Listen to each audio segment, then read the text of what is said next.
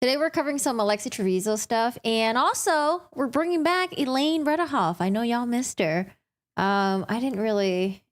I was gonna cover some Coburger stuff as well, but I didn't have a chance finish. I didn't have a chance to finish reading all the court documents this morning. I got sucked into some. I got sucked into some other stuff. But I hope you guys had a good weekend. Hello, we're on the YouTube streams. I've been streaming Baldur's Gate on Twitch, and it is quite addicting. But I did want to take a little bit of a break today. Maybe I'll stream Baldur's Gate later on. But I don't know if you guys play games or anything like that. Check out Baldur's Gate. The game is it's so fun. Hi Rose, how are you doing today? Hi Jared. Good morning. Hello. It is afternoon for me. What time is it for everyone over there? Hi Dave. How are you doing today? Welcome to the YouTube streams. Hey Sandra. What'd you guys do this weekend? I don't know. I don't really have much to really. I didn't really prepare like my opening to my YouTube video or stream, so I didn't really have much to say. But we're going over Alexee Trevizo stuff. We're going Elaine Bredehoft. Well, we're bringing her back, and we're just gonna go through some more court documents today. You know, a little bit of the transcripts, but not too much. Hi WD, thanks for popping in. Brandon, hi, hello. How are you doing today? I wish the emotes would be like. I wish YouTube would fix that. Wait, I have a quick question, guys. This is really important. Do you guys know what happened to YouTube transcripts? I started realizing that videos stopped showing the YouTube transcripts. So you know how like you click on the three little dots on the right side of the video, and then it'll be like, I don't know what pops up there. Default view. You click on the three little dots. It's like clip, save, report, and then it says show transcripts. What happened to the show transcript button? That was one of the best tools ever on YouTube, and I utilized it all the time. And I don't know where it is. It's gone. I tried downloading this Chrome extension to transcribe the videos, but it was just so bad that it didn't even work. So, do you guys know anything about the show transcripts thing? I need it. I think it will go really well with today's video too. If I can pinpoint certain parts like in a live stream or a video, and then show it with like the court documents that I'm reading, I think it'll make it more interesting. Oh, snap, it's right. It is 12:22. Oh, you're in Palm Springs. Oh, it must be hot over there. How's Palm Springs? It's been hot in LA, but I think our temperature dropped down a little bit, but we're still kind of like in our high 80s. We went out to Pasadena this weekend, and it was fucking hot, dude. I don't know. It was just too hot for me. Thank God that it's not humid though. Another bad decision from YouTube. I don't know. Do you guys notice the show transcript button on any videos? Do you guys notice that it's gone? Did you guys even use it? It's probably one of the best features on YouTube, especially when you're scrubbing through, I don't know, 5, 6, 7, 8, 9 hours of live court videos. Sometimes you just want to get to like a certain witness or to like a certain statement. But I don't know. I don't know where it is. It's been gone. I don't know what happened to it. I'm super bummed out. I'm hoping maybe it's just me and there's something that I have to do on my end. But I went on my Chrome settings. I I deleted my cache and like all the other stuff. And I don't know. He's not there. I don't know what's going on. And I thought maybe it was just a Chrome thing. So I went on Mozilla. I went on other browsers and I still don't see it. Hi, Valerie. How are you doing today? Oh, God, it's 102 will be 109 by 3 p.m. Oh, hello, Jen. How are you doing today? Hello, I'm at the doctor's no sound. Do you guys have captions on my streams? Or I don't know if did I enable captions on my stream? I think I made it so there's captions. I think. Oh, guys, thank you so much for liking the stream. Yeah, if you guys feel free to like this stream. And thank you so much for the 11 people that already liked it. I do appreciate that. Thank you. I heard it'll be hot again tomorrow. You're in SFV, San Fernando Valley. Is that where you're at? It was 96 degrees at 2 a.m. That sounds like Vegas weather. Ay. Hello from Lincoln, Nebraska. How far is Lincoln, Nebraska from Omaha? Go Big Red. It's supposed to be 92 today. Oh, man. Hi, Morden. How's it going? No closed captions. Oh, did I not? There should be closed captions. Did we not enable that? Speaking of LA, is your blue trash cans getting picked up? Thank you. My blue recycling cans, yeah, they are. Why? Is there something going on? Oh, please no. My one of my poor mods on Twitch, I think in his area, the trash, I think they were like the people that were working the trash, like the trash, what do you call those? Like the recycling centers. They were on strike, so like no one picked up his trash for like 4 weeks, and he said he just had trash piling up, and it was really bad and awful. But yes, I am getting my recycling bins picked up, so all is good over here. You moved here from Austin a few years back. I don't miss the humidity at all. Oh, my sister moved to Austin, and yeah, she said it's hot and it's been crazy over there. Oh yeah. I don't know. It's just gonna get hotter and hotter and hotter, and oh man, I'm not looking forward to it at all. Not looking forward to it whatsoever. I like going outside, and I like bringing my dogs outside too. We just bought. We're one of those couples now. We just bought a dog stroller because I want to be able to bring Shiro out. When the weather is still like kind of like it's hot, but like still kind of nice for him to walk around. But sometimes like the concrete gets too hot, or if like it's like still cooling down from like the hot like mid-afternoon heat. So we bought a little dog stroller just so we can bring him out, and he can come out with us without having to worry about wearing booties or something, or walking on like hot concrete, or us carrying him. He doesn't like being carried. So yeah. And he's also not really a purse dog or anything. He's like 35 pounds. So carrying him is a pain in the butt, and I got back issues. But anyways, guys, so today I just want to talk about the Alexee Trevizo update. If you guys are like always on YouTube, I don't know, you guys probably have already heard, but her and her family, they're gonna sue the hospital. There is a civil lawsuit pending. So you guys know there's a criminal trial that's also pending as well, and that's gonna happen in beginning of 2023. However, her lawyer has also filed a civil lawsuit against the hospital to sue them for I always get the term wrong. I always say lawful wrongful death suit. Wrongful death. So this is a claim for wrongful death and punitive damages. And I thought it'd be really interesting to read the documents with you guys, because I want to see what her attorneys are accusing the hospital of. What did they say happened? And I did skim through it. They do name the ER doctor who was with Alexee Trevizo that night, and they're just going to sue the entire hospital. But it's a very interesting lawsuit. There are some stuff in it where we just really roll our eyes, and there's a lot of information that's missing in this document as well. One of the key information that they don't mention was that Alexee Trevizo's newborn was found in a trash bin in a plastic bag, tied up. They don't mention that whatsoever, but they mention all the other wrongdoings that the hospital did. Now, there are some things that I thought was kind of interesting. They talk about the hospital breaking HIPAA, and I don't know. I guess like they're saying that they allowed police officers to come in with their body cam footages, and then it recorded everything, and they released that, and that's breaking HIPAA. So I don't know. I thought that'd be pretty interesting, because I don't really know too much about that. But I think everything else that they brought in the lawsuit, I thought it was kind of like, I don't know. We'll see what happens. Oh, excuse me. My throat. Sorry, guys.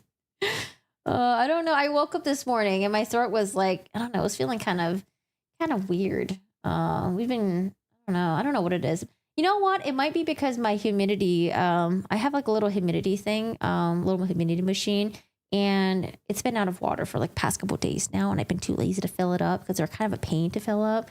But yeah, I probably just need to fill it up. I don't know. I feel like maybe the air is too dry or something. So anyways, we're going to start off with the Alexee Trevizo, the civil lawsuit, and then we'll transition over. On my YouTube feed a couple days ago, Ronco's video popped up, and it was about the Depp v. Heard trial. And I was like, oh, I wonder what's going on with that. Are there like new information out or something like that? So there has been some official transcripts that have been released.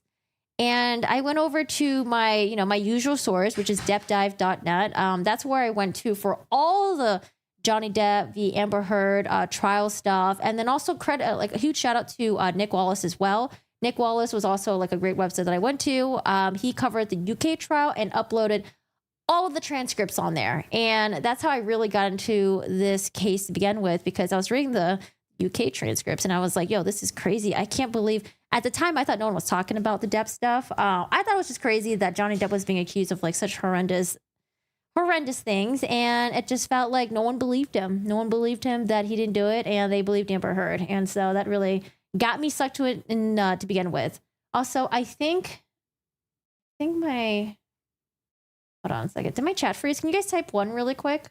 Type 1 in chat. I don't know if my chat froze or we just like listening, which is fine too. I'm fine with listening. I just want to make sure because sometimes on Twitch, shit be freezing. And I talk for like 20 minutes and I'm like, wait a second, I think it's frozen. Oh God. Or am I just ignoring people? I just want to let you guys know I'm not ignoring you guys. Give me a second. Yeah, the last message that I see is, yep, San Fernando Valley. Is that right? What I see is, yep. Okay, I'm reloading my shit right now. I don't know. I think so. I don't know. Discord message me if the chat's just not working or something. I don't know if any of my mods are here. Hold on.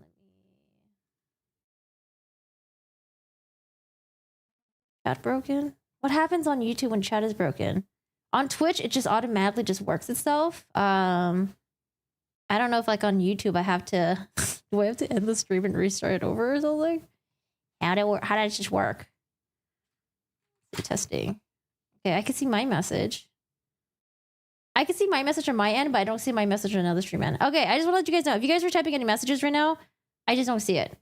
I don't know. I don't know what's going on with YouTube. Do I have to restart the stream? Hey, Dennis? Can you go on my stream really quick and type something? I don't know if, huh? Just go on my stream and type something. I just want to see if it's working. Because I typed something, but I don't see it on my own stream. I think YouTube... You type something? Well, what do I do? YouTube chat is broken. What do people do when this happens? Okay, YouTube chat is not working. It's confirmed. I don't know. YouTube live stream. Huh?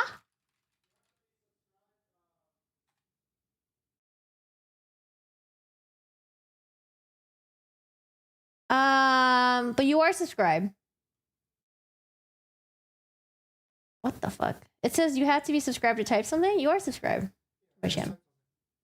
Oh wait, so I can see someone's message now. It says very broken. Maybe it's working now. Flux, I see you. Oh, Valerie, I see you. Okay. Wait, type something again, Dennis. Oh, it's going now. You see stuff. Test one. Okay, I don't know if it's delayed. Okay, guys, really quick. Type 1, 2, 3. I want to see how delayed it is. Type 1, 2, 3. Or type balls, whichever you prefer. 1, 2, 3. Can you see me? I can see you, Rose. 1, 2, 3. Okay. Okay, it's working now. Okay. I mean, sometimes people are just listening and they're not typing, which is fine too. But I felt like the conversation just kind of like abruptly stopped because usually people will, you know, will tell me about their day. Okay. It's working. I see everyone. Okay. Taxi, I see you. Yasu, David, Slash. Okay. I see you guys. All right. It's working now. I was like, am I supposed to restart stream or something? I don't know what to do. Oh boy. So was the chat just wasn't working, but the stream was working, right? I was like, should I repeat everything or are we good? I think we're good, right? I lost my train of thought. I don't even remember where it was. It's working again. Okay. All right. Let me just dial it back a little bit because I really did lose my train of thought. What was I talking about? Oh boy, oh boy. Just move forward. Okay. Trevizo Swing Hospital. Okay. All right. Yes. So Alexee Trevizo, we want to say teenager, but she is 19 years old. I guess that is considered a teen.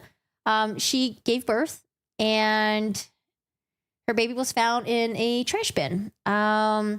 So she is going to be facing trial beginning of next year, but her lawyer and her family has also decided to sue the hospital as well.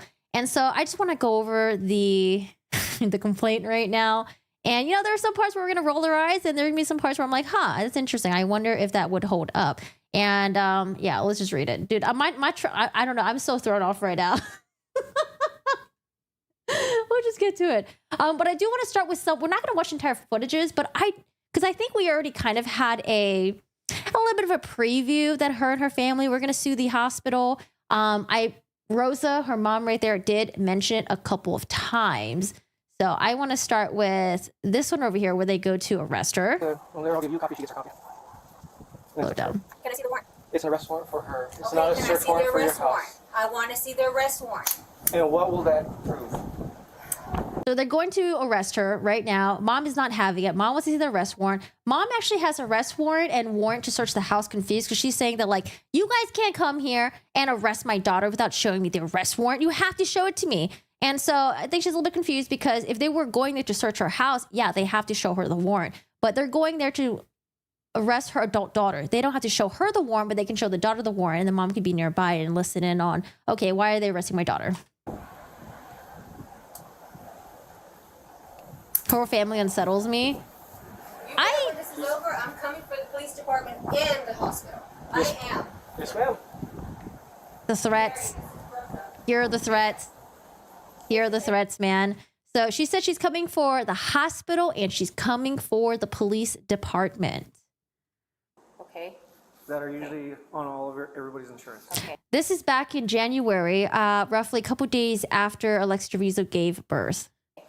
Did Something to you think about. hear about, like, HIPAA was broke and there's like a whole How? bunch of rumors out? I heard there the was nurses- rumors through yeah. the high school. Yeah. The nurses do talk, but yeah, that's just small town stuff. But that shouldn't have happened. It shouldn't That's why have. it's HIPAA. And you I know. know? Well, and because I was reading on that, and like on Facebook, everyone's doing all that stuff. Because we did do a disclosure, and that was through our person of contact. That's our PSU command supervisor. So he did do one. He didn't put any name in it or anything like Okay. that. And that's just something he did because he was being asked about it for Okay. so long. Okay. So that one was done, but then I hear like the high school's Yeah. talking a lot. Yeah. I had teachers message me and everything. So. Really? So everyone already knows. Yeah. That's a bad thing about a small town. Yeah, that is the best thing about a small town. They do. But Okay, and then I want to go to this video over here. This one's really short, by the way. It's like 2 minutes long. Detective Enter as well. This is, sorry, I guess I should have went in chronological order. That is my fault. We're in April 26th. She hasn't been arrested yet. He told us not to say anything. No statement from Lexi. No, I don't know. That's just what he's telling us. okay, well, I just sense she's involved. She's not a juvenile. She is the adult. I understand that, Mr. Okay. Gonzalez. I understand that. And all we need But- is, all we're going to ask her is, do you want to talk to us? And it's a yes or a no. If she says no, then we turn around and you won't see us again. If she says yes, talk to your lawyer, and we'll set up a time, okay? That's all it. we That's need all. to That's all we need.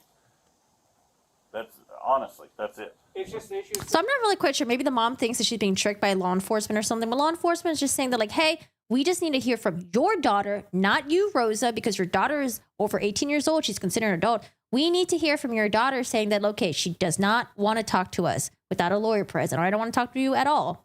Since you're not her guardian, because she's an adult, I get you're taking care of her, but we just have to have it here, like, from the horse's mouth, pretty much. I don't see what the big deal is. Maybe she has a distrust for the law enforcement, but so far, like from all the body cam footages that we've seen in interactions, they've just been respectful towards her. I haven't seen any weird like chicanery in the behind the scenes, you know, or anything like that, or them being duplicitous towards the family. They're just pretty straightforward. No, he just told me not to. I mean, there's nothing incriminating. It's a yes or no question. If What are y'all going to do about the hospital? what about the hospital? She said, what are you guys going to do about the hospital? I don't know if she's just in denial or something. Maybe she really doesn't want to believe that her daughter did what she did or allegedly did. But I mean, at the end of the day, like, you know, for sure your daughter put the baby in the trash bin unless she's saying that she didn't do it. Like, why would has your daughter explained to you yet why she did that? Why put the baby in a trash bin, even if it is a stillborn? Like, how could you treat a corpse like that? Or a baby that was alive a couple seconds ago or a couple minutes ago? We were there over 2.5 hours. We went for help. They gave my daughter morphine and Tramadol and Zofran and... I wonder if Rosa got morphine when she gave birth to Alexee. Because they had morphine back then. Never went in for her. What are y'all going to do about the hospital? Well, ma'am, it's an ongoing investigation, and since you're not, your daughter is the one involved in that, not you. But I was there the whole time I as understand well. that. If you would like to talk to us, you're more than welcome to come talk to us about it. She's an adult, and so we have to hear it from her. I know you already told me before, but we just need to hear from her. Yes, and it's just a yes or no question. Alexee, would you like to sit down and talk with us about what happened? If she says, no, I don't want to do it without my lawyer, then that's it. Then we're done. We're going to talk. I mean, if she doesn't want to talk with the cops, like if Rosa doesn't want to talk to the cops, Rosa should just go back inside. There's no point of her standing out there and communicating with the cops. She should just go inside and just ignore the cops then. Turn around, get in our pickup, and drive off. You're not going to be bothering her. Come on, Nope. are you? Nope. That's why. Well, we will, because I have to hear it from her. Such thing as I have to hear it from her. Eventually. Okay, so I just wanted to bring up the 3 videos where she talks about the hospital. What about the hospital? Hospital. You know, which is kind of previewing that she had the intentions of suing the hospital from the get-go. So I'm going to pull up this document right here. Black really quick. Window capture. When is Taylor Ship Business? That's like next month, right? Okay. I'm trying to figure out what's coming up. I think this Friday though, I think there should be some Coburger stuff happening this Friday. Acrobat. All right, let's read the complaint. Covering it. Okay. So this was filed maybe July 26th. Complaint for wrongful death and punitive damages. Shout out to Law and Crime. I think they were the ones who uploaded this. Comes now plaintiff Arthur Bustos as wrongful death personal representative of the estate of Alex Ray Fierro. That is the name of Alexee's newborn. Deceased. By and through his undersigned counsel of record and states the following as his complaint for wrongful death and punitive damages against the Artesia Special Hospital District. Going to be called AGH or Hospital. Heather Marshall Vasquez. You guys remember who Heather Marshall Vasquez is? Oh, should I have that up? Heather Marshall Vasquez. She was the ER doctor that was interviewed. Do we have it? Yeah. She was the one that did the video interview. Just a reminder, this is who she is. Man. Name and That's a doctor right there. So she was actually the one that was present as well. Remember when the body cam footage of the cops going into the room where Alexee was in? She was the doctor who was standing sort of like next to Rosa. And when Rosa was going after Alexee Trevizo verbally, she kind of like stopped it because she wants to make sure that Alexee Trevizo is okay and she gets like proper care and everything like that. Oh boy.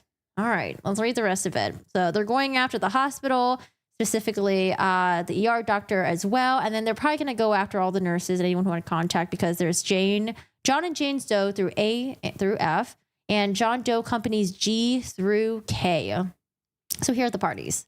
Plaintiff Arthur Bustos is a citizen of the state of New Mexico and is a resident of San Miguel County, New Mexico. Arthur Bustos has previously been appointed as the wrongful death representative of the estate of Alex Ray Fierro. We're going to refer to them as decedent or Alex. Defendant, Artesia Special Hospital District is authorized to do business in the state of Mexico and is doing so in the business in the state of Mexico. Upon belief and information, Artesia Special District Hospital was doing business as Artesia General Hospital, Eddy County, New Mexico, and all materials times hereafter. Defendant doctor, upon information and belief, is a medical doctor doing business in the state of Mexico. The hospital and the doctor acted by and through their agents, partners, office, and employees and are responsible for their actions or omissions to the doctrines of respondeat, surge, superior, or agency. John and Jane Does, which I think are probably the nurses and the rest of the hospital staff, inclusive for unknown persons who may have treated, cared for, participated in decisions, or otherwise have contributed to the death of a decedent or otherwise violated the rights of the decedent and as the discovery proceeds. If the names of such individuals determined, they will be substituted for John and Jane Doe designations. Let's skip over that. All right, let's get into the factual background. So, because again, this was back in 2023, January 26th. Alexee Trevizo, we're going to name her Alexee, the surviving mother of the decedent, attended Artesia High School as a student, was on the cheer squad. There's lots of pictures on the internet that has pictures of her she was very active during her time of pregnancy. She was cheerleading. She went to, I think she was like working out. She went to cheer practice. And you can see from the pictures that it was pretty fucking active. Like you got to lift people up. You got to bend over. You got to like jump around and do all this other stuff. Attended Artesia High School cheer practice on January 26, 2023. So the day that she gave birth was also the day that she went to cheer practice. Now, same day at approximately 11:47 p.m., Alexee was taken to AGH emergency department complaining of low back pain and abdominal pain.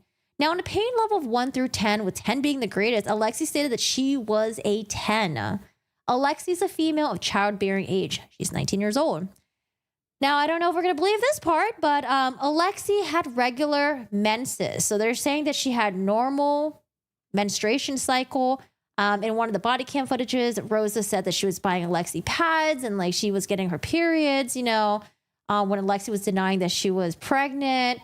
Alexee said she was a virgin, but I think Gary Mitchell's her lawyer. And in one of the interviews, Gary Mitchell was like, my client never said that she was a virgin. So it's basically her word against all the other healthcare workers' words. And they said that, she kept saying that she was a virgin. She's not pregnant. She doesn't have sex, da da da da.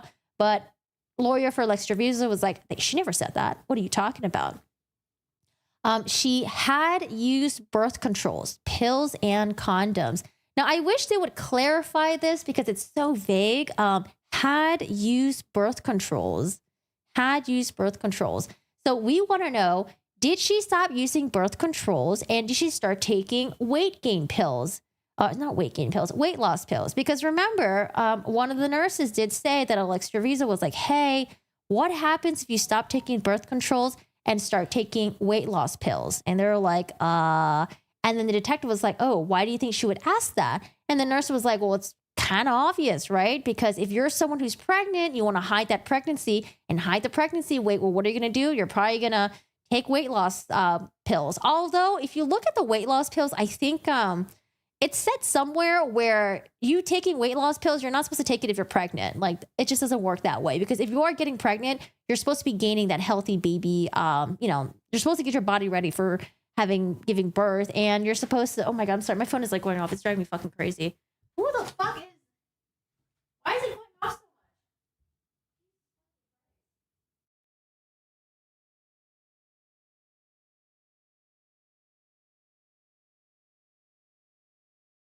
I don't know if my microphone was picking that up, but that shit was tricking the shit out of me. I hate hearing notifications.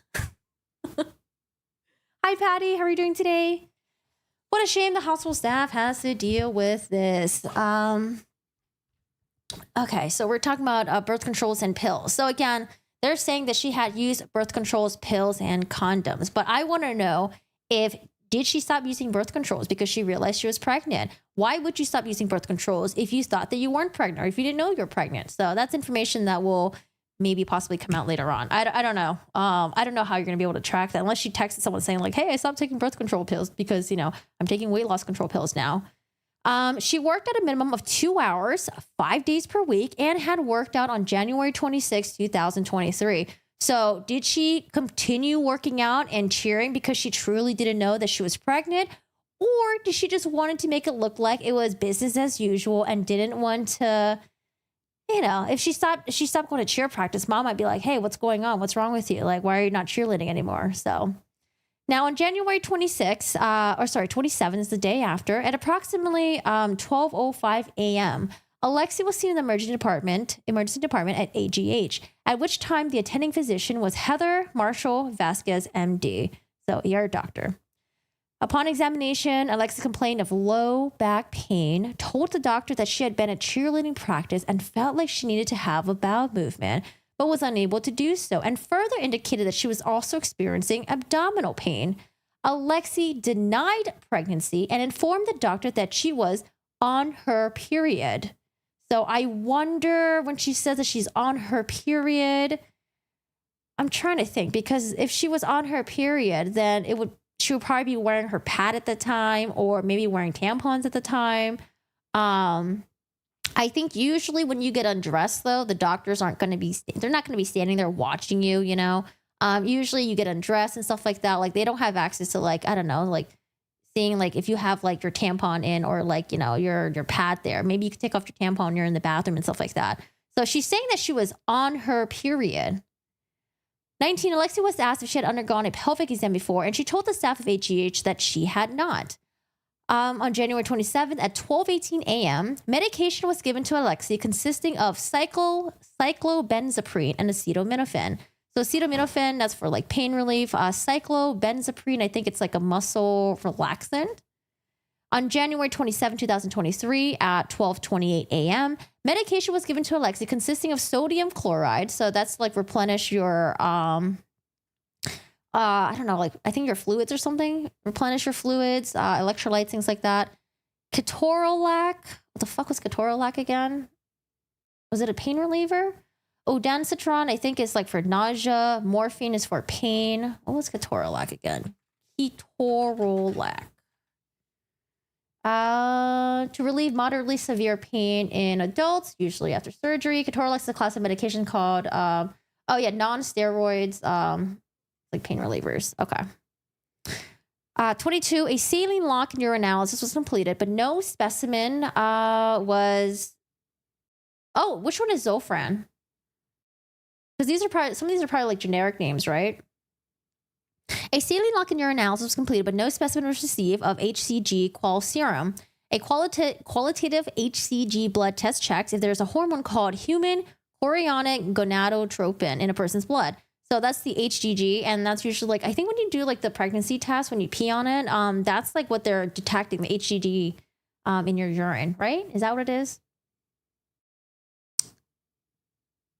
On January 27, 2023 at 12:28, lab tests were ordered, and such orders were entered at 12:30.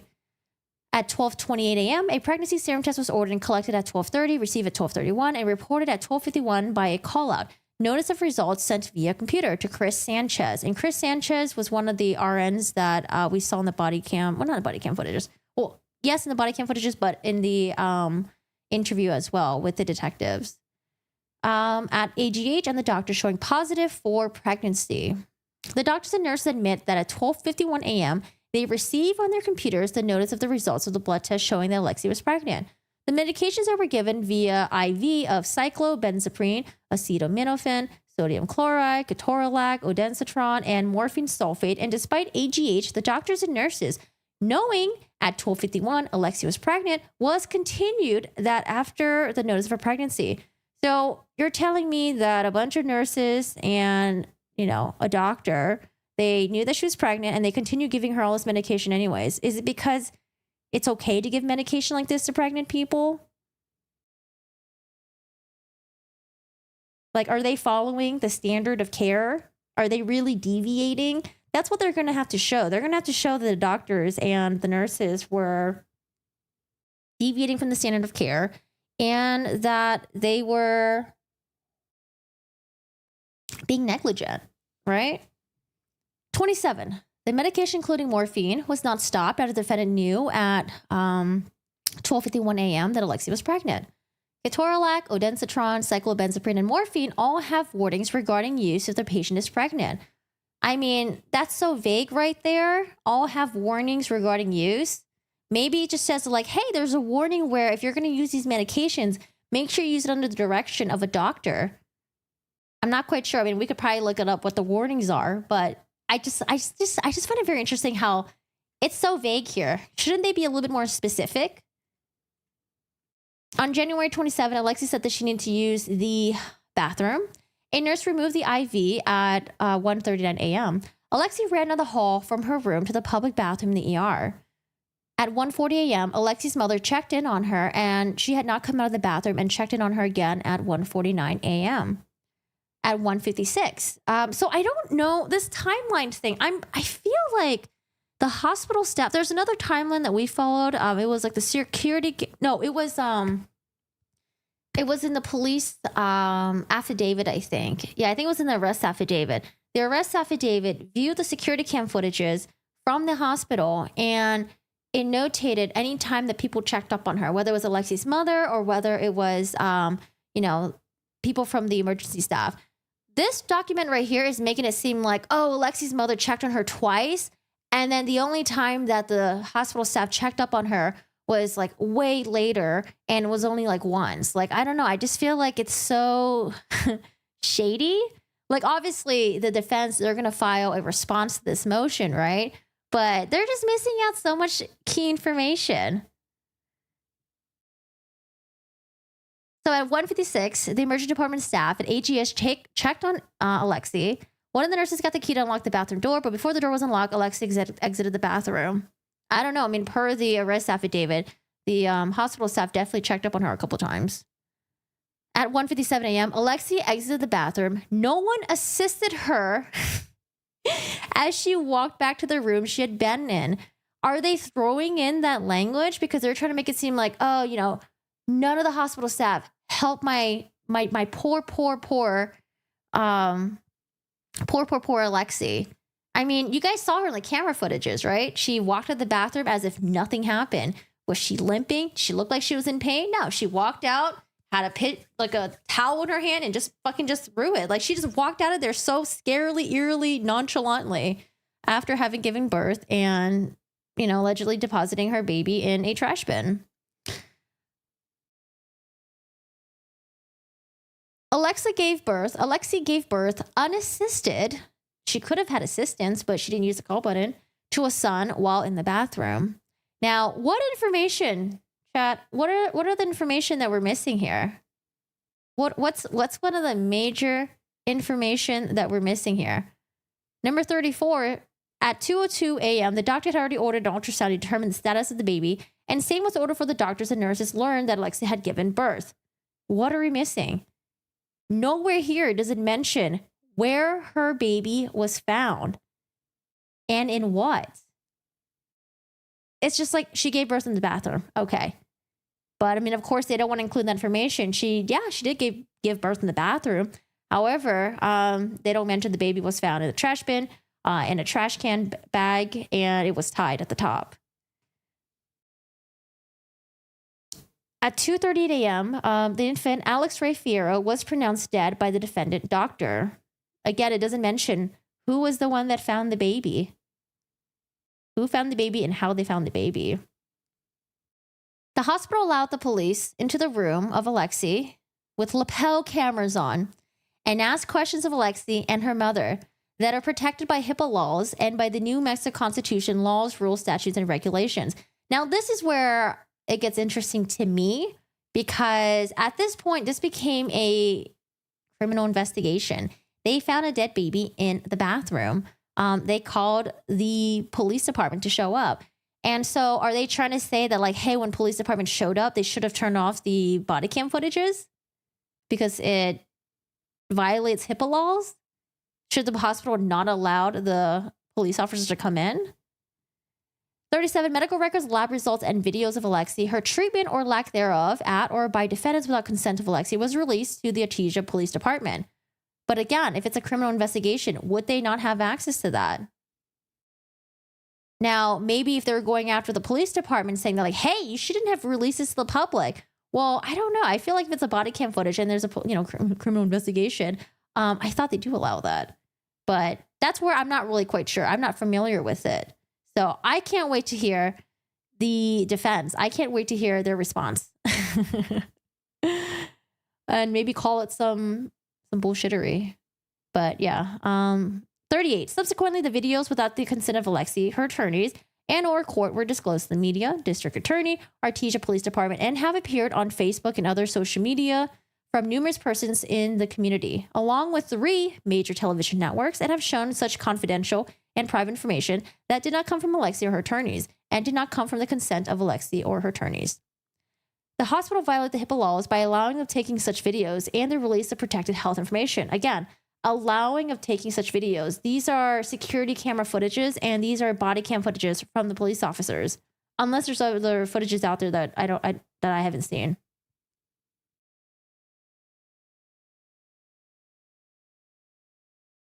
I was thinking maybe this lawsuit was created by Gary Mitchell because it would make his client look better. However, we saw body cam footages of the mom threatening to sue the hospital and go after the police department 3 times already. So I think the genesis of it was probably from the mother. 40, the hospital doctor and hospital employees allowed the release of protected medical records and information, including records and videos taken at the hospital. The hospital employees and doctors were aware of the pregnancy at 12:51 a.m., failed to inform Alexee that she was pregnant, failed to take the necessary healthcare procedures and protocols for a pregnant woman who was at term pregnancy. So they are saying that the hospital failed to tell Alexee that she was pregnant. But I think before 1251, from numerous hospital staff interviews, they were trying to tell her, like, hey, are you sure you're not pregnant? Are you sure you're a virgin? Are you sure you haven't had sex? Because, they obviously confronted her about that. There's a reason why the conversation of, oh, I'm a virgin, I'm taking birth control. Like, actually, I don't think she even mentioned the birth control pills when her mom was around. Because I don't think that was mentioned. But there was obviously a conversation that took place that prompted Alexee to say, I've never had sex. I'm a virgin. I'm not pregnant. So I feel like if the doctors are already kind of going back and forth with you about that, and with the mom as well, I feel like it's already kind of alluded that they're saying like, hey, you're pregnant. And she's like, no, I'm not pregnant. I'm not pregnant. But I don't know. I wasn't there. But, just from listening from the hospital staff interviews, it seems like they were already telling her like, hey, you might be pregnant. She's like, no, I'm not pregnant. Number 42. The decedent died from the malpractice of defendants. Again, this document does not list where the newborn's body was found, how it was found. It's not like the mother even said anything to the hospital staff like, hey, I gave birth and I don't know what to do. My newborn is in the bathroom. What do I do? She didn't say shit. One of the hospital staff said that after she came out from the bathroom, she said that she was, oh, fuck. I watched it recently. I think she said that like when she came out of the bathroom, she was still saying that she was a virgin, Like she was still arguing that she wasn't pregnant. 43. Alexee was 19 years old at the time, 5 foot in height. Her weight was 126 pounds. Claims for relief, count 1 against the defendant hospital. 45. Hospital through admission policies and procedures were negligent and failing to exercise ordinary care, treatment, and diagnosis of Alexee Trevizo, thereby leading to the death of Alex Ray Fierro. Defendant hospital breaches duties by failure to perform timely, complete, and accurate assessment of Alexee. Hey, John, thank you so much. Yeah, she totally thought she passed a tumor, not gave birth. Like normal people do, just put the tumor in the trash bag and close it out of politeness. John, thank you so much for the 10. I do appreciate that. I don't know. I wish we had the interrogation videos of Alexee Trevizo, but I don't think there really is any because by the time the detectives may have spoken to her or wanted to speak to her, she probably had it lawyered up by then. But it'd be very interesting to see if there was an interrogation video and, see how she would have responded to it. But we don't really have that. We just have a little bit of like what she said in the body cam footages. So are they anticipating the hospital will mention the parts they're leaving out when this is in front of a judge? They're hoping this goes to a jury, I guess, but I just don't I don't see how this could look good to a jury. They really have to prove that the medication that she was receiving was like negligent, and maybe they gave her like such a high dose that it was like an abnormal amount. Like they really fucked up. But if they don't prove that part, I feel like this is just nothing. This is all just going to be a nothing burger. The hospital breaches duties by B, failure to follow guidelines or practice that of a woman of a childbearing age complaining of low back pain and or abdominal pain is presumed pregnant until proven otherwise. Failure to allow guidelines and practice that a woman of a childbearing age who indicates that she has to go to the bathroom should be examined first to make sure she's certain that she's not pregnant giving birth.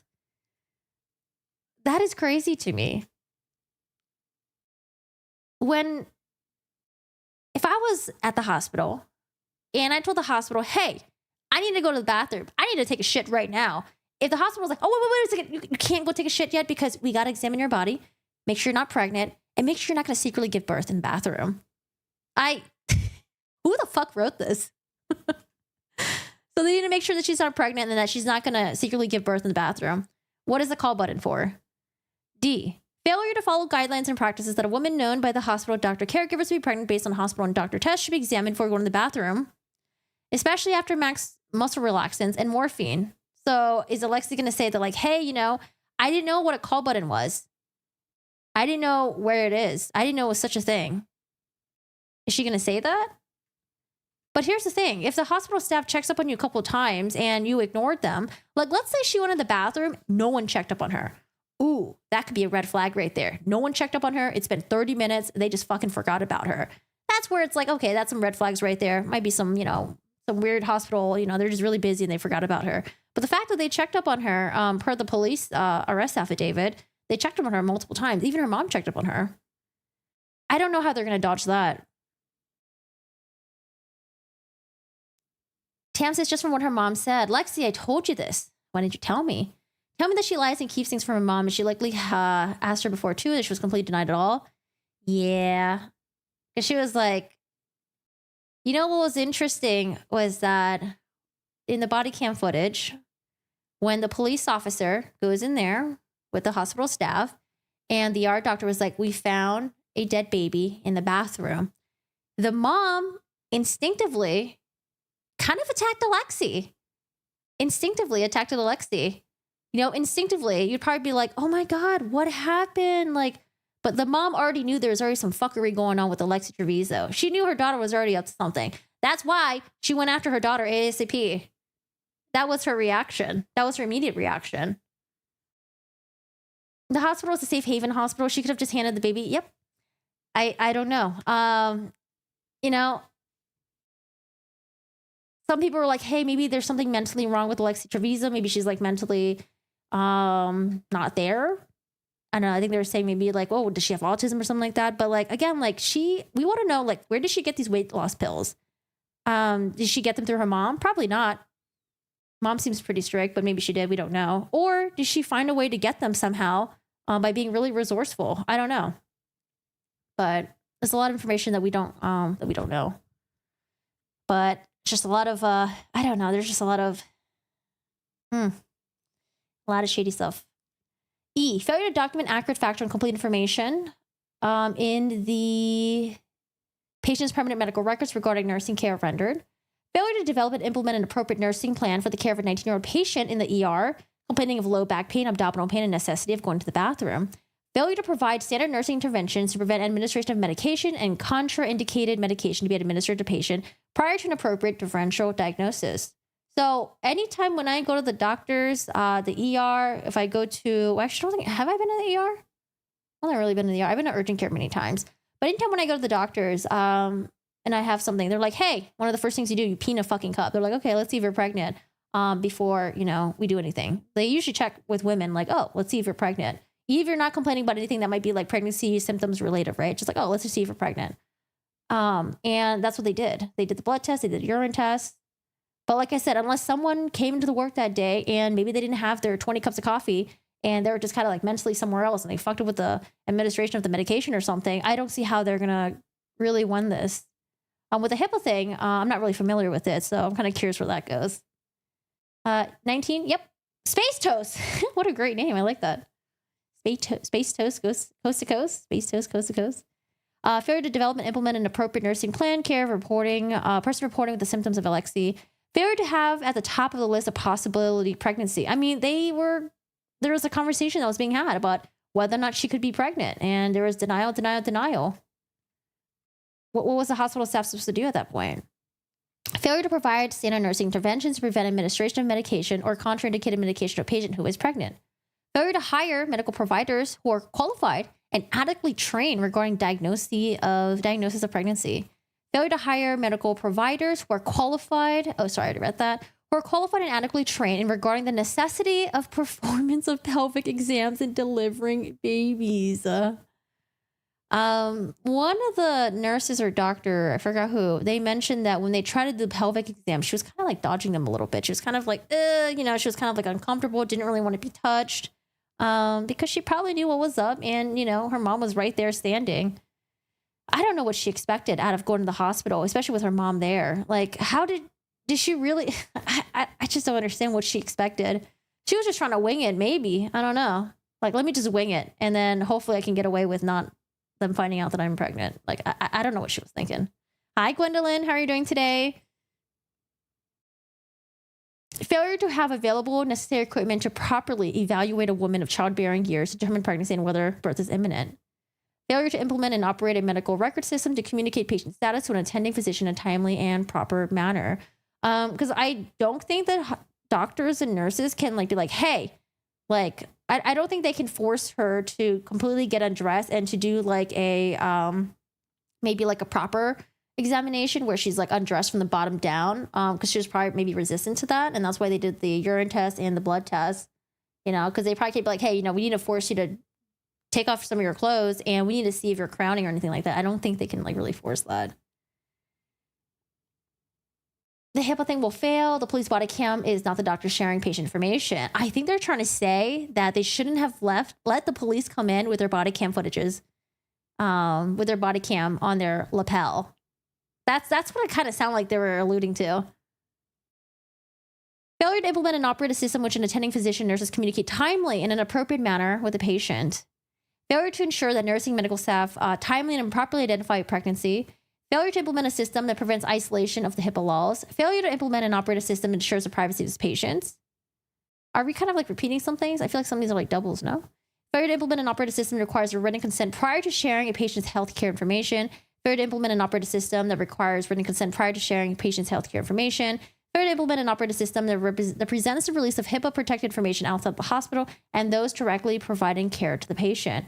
Aren't doctors allowed to be very general with, like, say, for example, can't doctors be like, oh, hey, like, yeah, someone came in the other day and put their baby in the trash bin. Aren't they allowed to say that, but they just can't name any names? So when Rosa mentions that it was circulating to the school, I wonder if the school, her classmates thought she was pregnant, and then by the time she came back to class, they're like, oh, wait a second. Guys, look, she's not pregnant anymore. Like, oh, no, what happened to her stomach? Like, it's gone. Like, I wonder if those were the rumors that were circulating. Like, I wonder what exactly were the rumors that were circulating. Was it like, oh, hey, I heard from somewhere in healthcare that Alexee went to the hospital, gave birth, and put it in the trash? Or was it just like, oh, hey, like, you know, I don't know. Is she pregnant? No, but she doesn't look pregnant anymore. I wonder what happened. Like, I don't know. She just came back to school like nothing happened. So, I don't know. That's where details really matter, right? But failure to have and supply necessary machinery and equipment to test for pregnancy. And let's see. 47. The treatment, care, and management of Alexee by the hospital during the events described in this complaint were reckless, wanton, and performed with utter disregard for the safety and welfare of Alex Ray Fierro.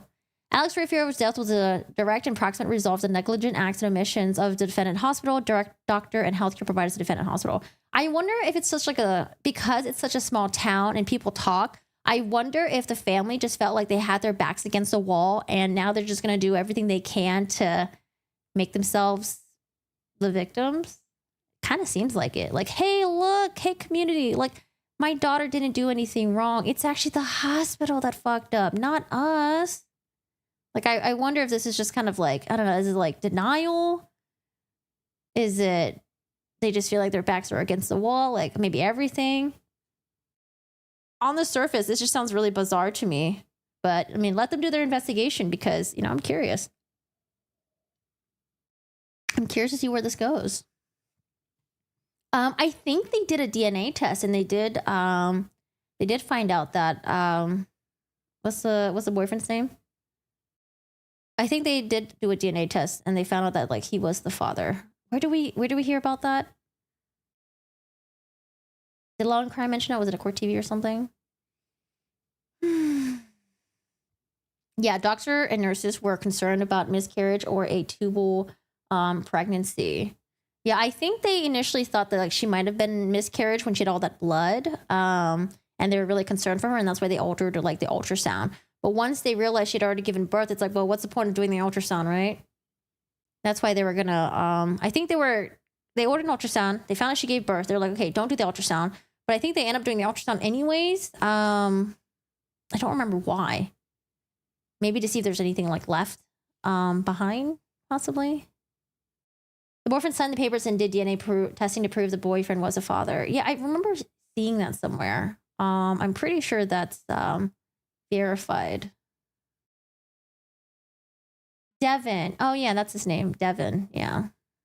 Devin. I like that name. Did doctors, nurses, and staff who cared for Alexee were acting at all relevant times as employees, agents, over the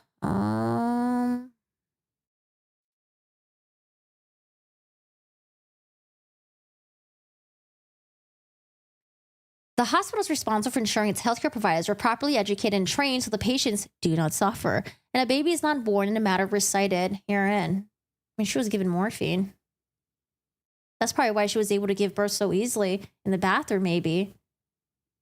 The morphine probably helped immensely. Otherwise, she probably would have been in so much pain. If anything, she might have been lucky that she got morphine. The defendant hospital should have training programs, written policies, and procedures. The dingo ate my baby. This reminds me of the story some years ago. Wait, I thought it was the dingo ate my baby. I thought it was just a meme. Is that a real thing? Isn't that just like a meme with not Crocodile Dundee. What was his name again? Oh, how could I forget his name? Crikey, the Australian guy. Isn't that the dingo ate my baby? No, it's not. Oh, it's a real case? Really? Was it really a dingo that ate someone's baby? Wait, I thought it was a meme. It's a real case? What?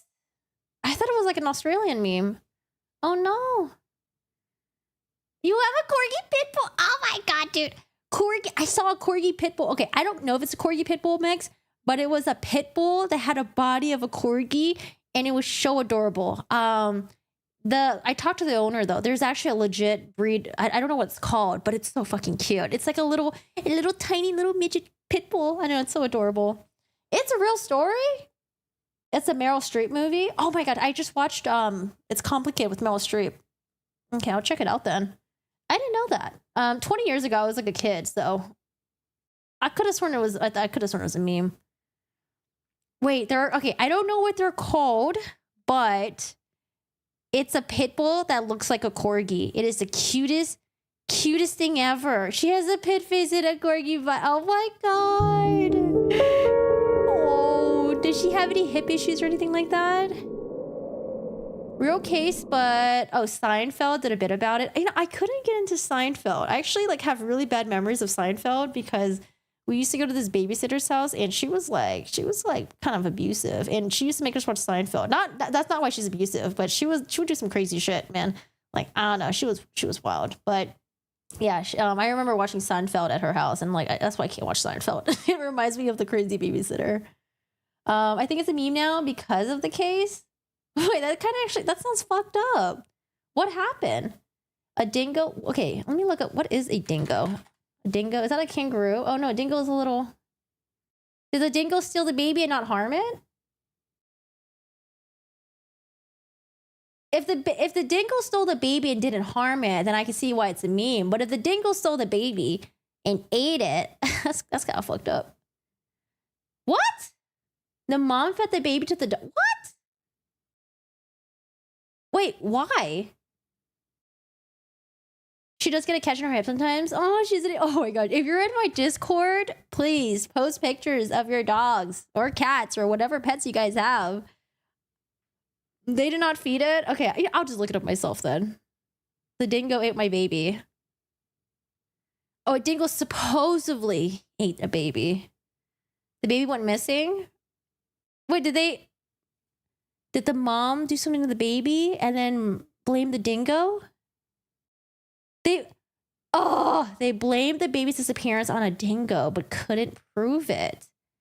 Oh no! So do people think that a mom was involved? I don't know, man. Like, if you guys, sometimes when I'm just browsing around looking for new cases, I go on crime newsfeed, and it is just so fucking depressing, dude. There's some crazy ass people on there. And recently, I feel like there's just been a lot of cases of people just doing some really horrible shit to their babies. I don't know. I think there's a case that was happening right now where a man literally starved his baby to death. Why? I thought she was blamed for it and it turned out to be a dingo. Okay, you guys I'll have to look it up. It's an unsolved case. The baby disappeared. The mom alleged dingoes did it, but she was convicted of the baby's murder. She was later pardoned because there was not enough proof for conviction. What? What about the dad? Was there a dad or any other family members involved? It's an old story. Oh, wow. I had no idea. Yeesh. Back to this. 56. The defendant hospital should have training programs, written policies, and procedures in place to ensure patients such as Alexee were provided with the timely and proper medical care. I mean, I'm sure they do. Defendant hospital, through its agents, employees were required to use ordinary standard of care. Okay, there you go. They mentioned the ordinary standard of care. Of a reasonably prudent hospital would use in hiring, training, supervising, and granting privileges to a doctor's. Okay, That's the part where I'm interested in. Ordinary standard of care. When they gave her those medications and later on they found out that she was pregnant and they continued giving her that medication. Is that under like ordinary standard of care? Defendant hospitals through is agents and employees willfully, recklessly, and negligently provided Alexee inadequate medical services and violated the rules of standard of care through one or more admissions, acts for admission, including the following. I don't think we're gonna. This is basically just a copy and pasta, pretty much. Now they're going after the doctors, nurses, and staff.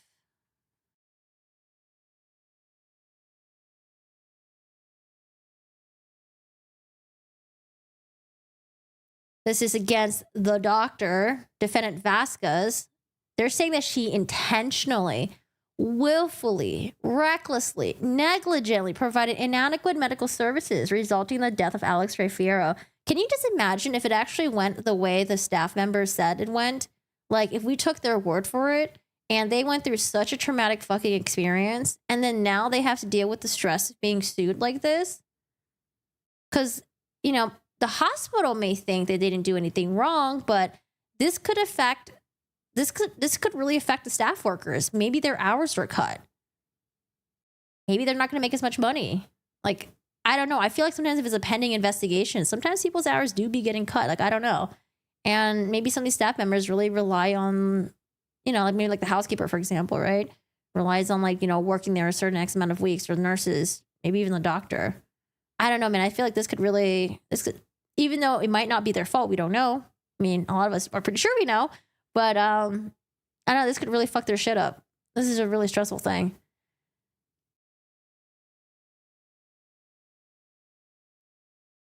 Yep, intentionally, willfully.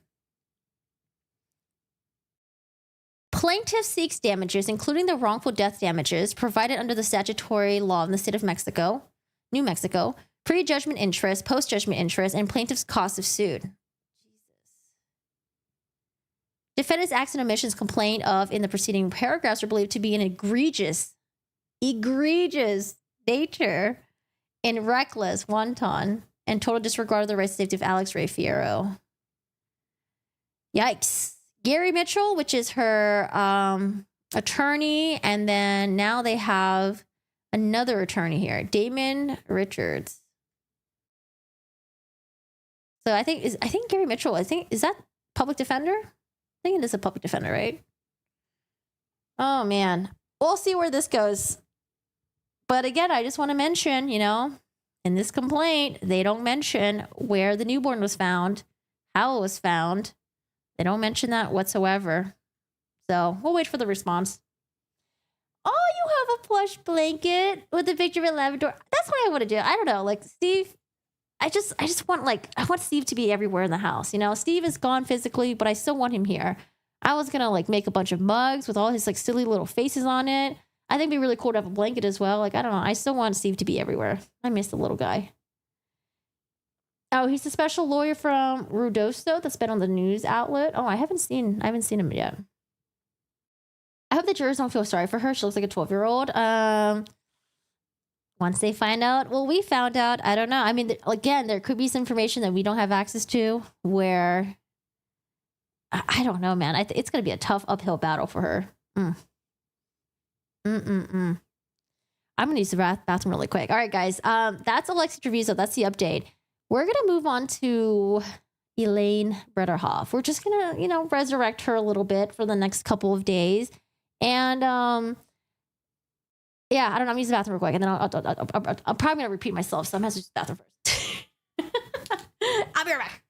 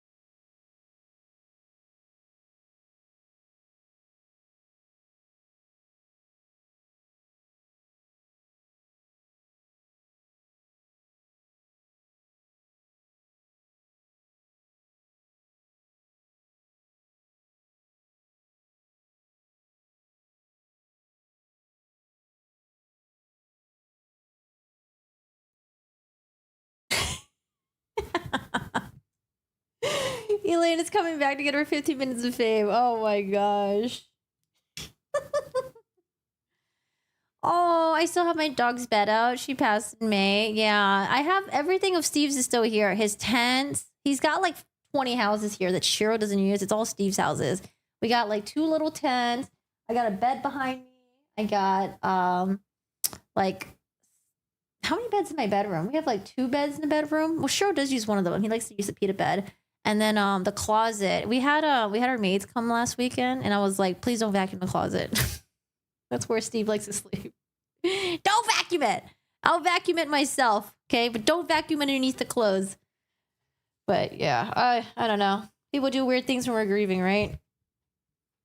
Listen, you guys hear about as long as we're not doing weird shit, you guys hear about like the my weird, I forgot, it's this TV show where people do really weird things, and one of the women that was on there, she her husband passed away, and she like started eating his ashes.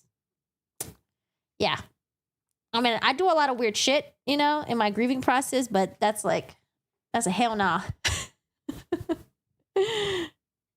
Steve was into real estate. No doubt he paid all the bills. New Mexico is densely populated. It might be hard for them to find people who don't know about this case.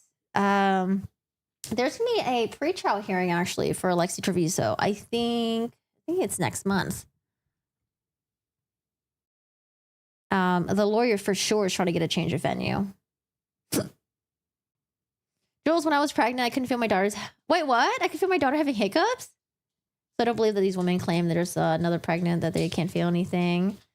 Oh my God, I thought you were going to say something else. Wait, what do you think I was going to say? The collie costume. Oh, the Japanese man.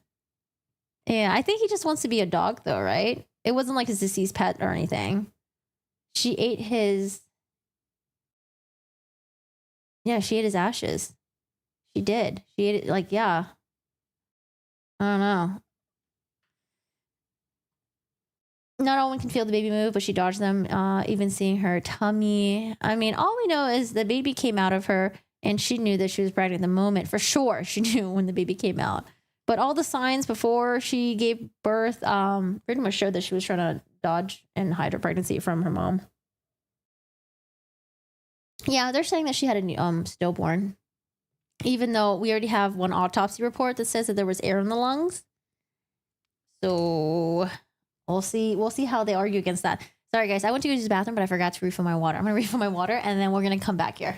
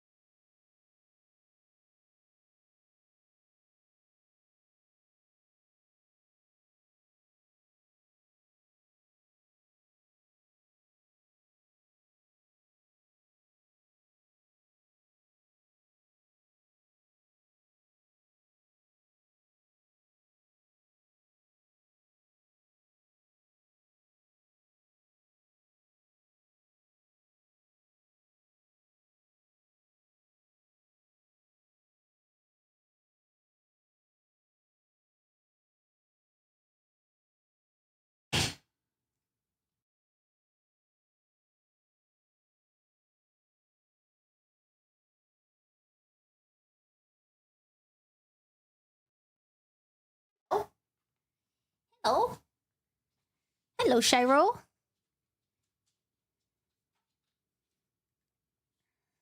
Oh, look, it's a Steve. Oh, Steve, you're so cute, Steve.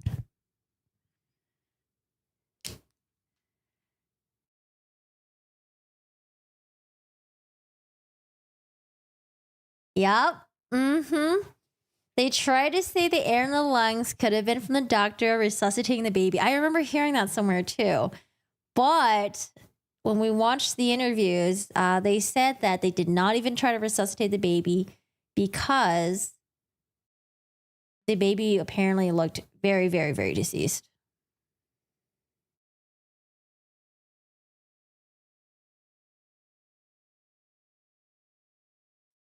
Thanks for refilling your water. Give me some time to refill my iced tea. It's a Southern thing. Oh, iced tea. Delicious. Yeah, I have my, look what I found I found this like a year or two ago from, do you guys remember this? I don't know, it's not focusing. I went to Goodwill and I was like, oh my God, the nostalgia. These were the McDonald's like 2000 cups. Dude, I was so happy when I found this. I was like, it's in good condition too. It's like perfect.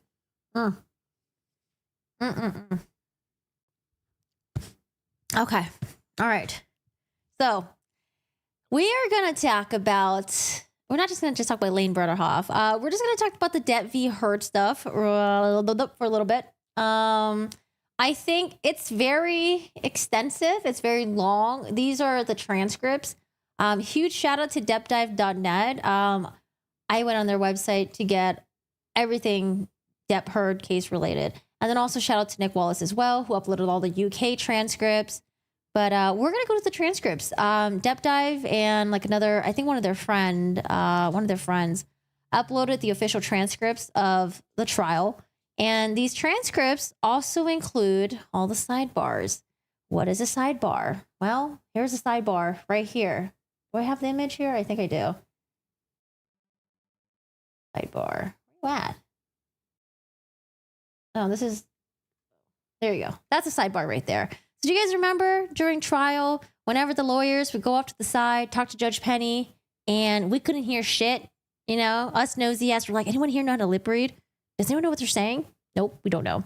So these are all the sidebars here. And the sidebars were unavailable to us at the time, but now they're all in the transcript. See that right there? There's Judy, this court stenographer.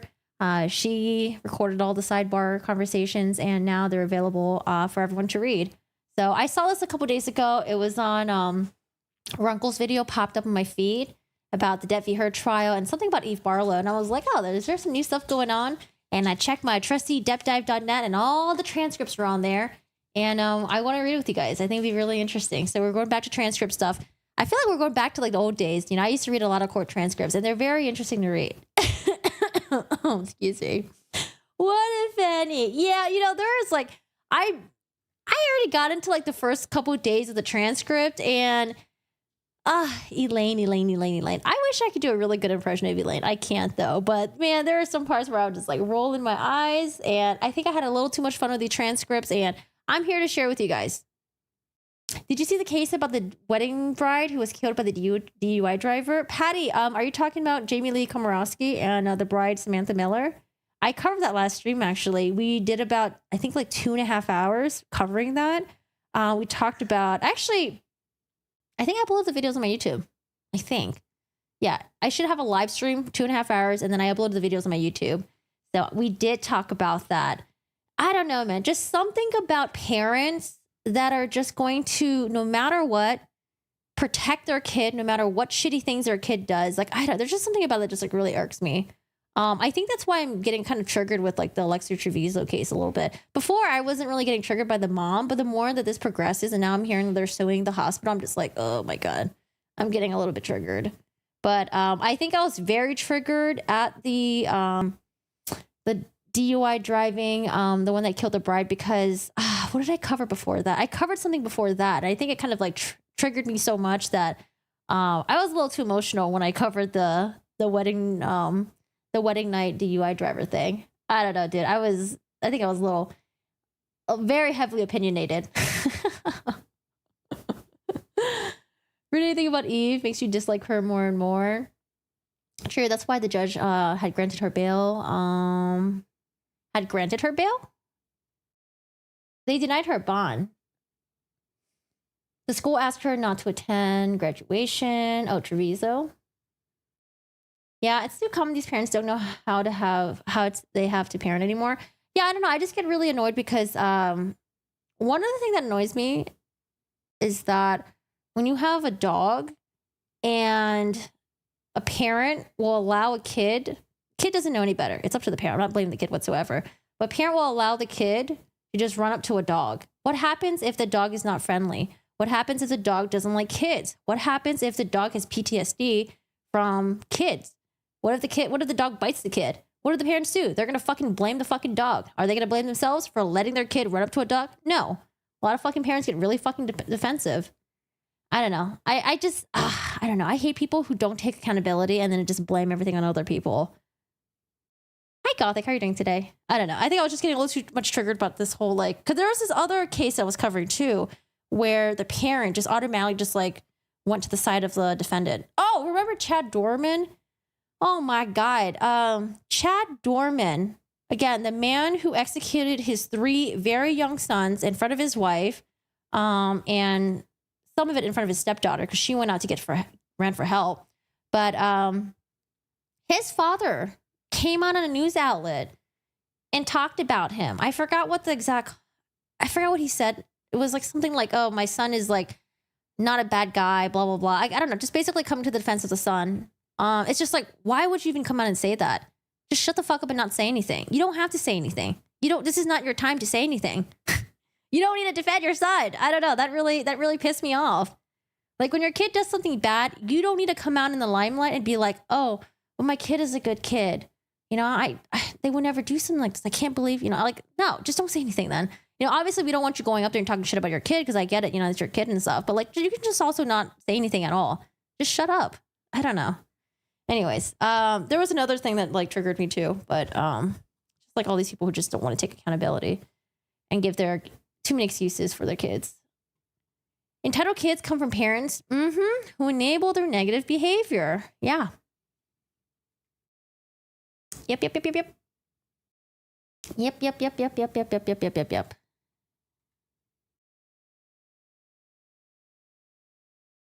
The dog owner is responsible for controlling their dog, period. Well, if a fucking parent lets a kid run up to a dog and the dog doesn't like kids and the dog bites it, then yeah, they are going to have to be responsible. But parents should really make sure that they don't put their kid in that situation to begin with. That's what I don't fucking like. I fucking hate that. Same thing goes with dog owners. When they have dogs running around leashless and they assume that other dogs are going to be okay, or other people or other kids are going to be okay, I fucking hate that too. I think they need to be able to take responsibility for your own pet, your own kid, whatever the fuck it is. That shit, when I lived in the apartment, it was just so fucking annoying seeing both things happen at the same time. Luckily, my dogs were very okay with other kids, but they weren't okay with other dogs. But they weren't aggressive enough to like, bite other dogs or anything like that. I hate that someone that works at a vet. Yeah, I was at the tennis courts. I was at the tennis courts and, I have Shiro where he's like running around and I'm playing. And so like, I saw this parent was like telling his kid like, hey, reach through the fence and go pet that dog. Reach through your fingers. Put your fingers through the fence and pet that dog. Luckily, I was just like, you know what? Shiro's like, he's cool. He's cool with kids and stuff like that. So kid is fine. But can you imagine if you told your kid to put the hands through the fence and the dog bites the kid? That's traumatizing for your fucking kid. If you don't care about the fucking dog, fine. Care about your own fucking kid. That's traumatizing. I've seen people who have been bit by dogs and they've been fearful of dogs for the rest of their fucking lives. It's traumatizing. It really sucks.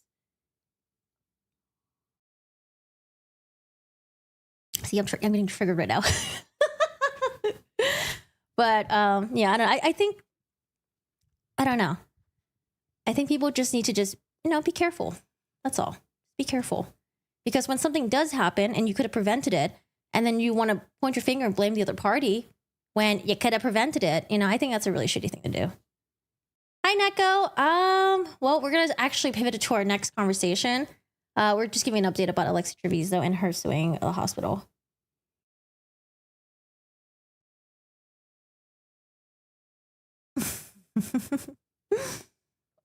Does anyone miss the days where your parents would have called the police on you if they found out you stole something?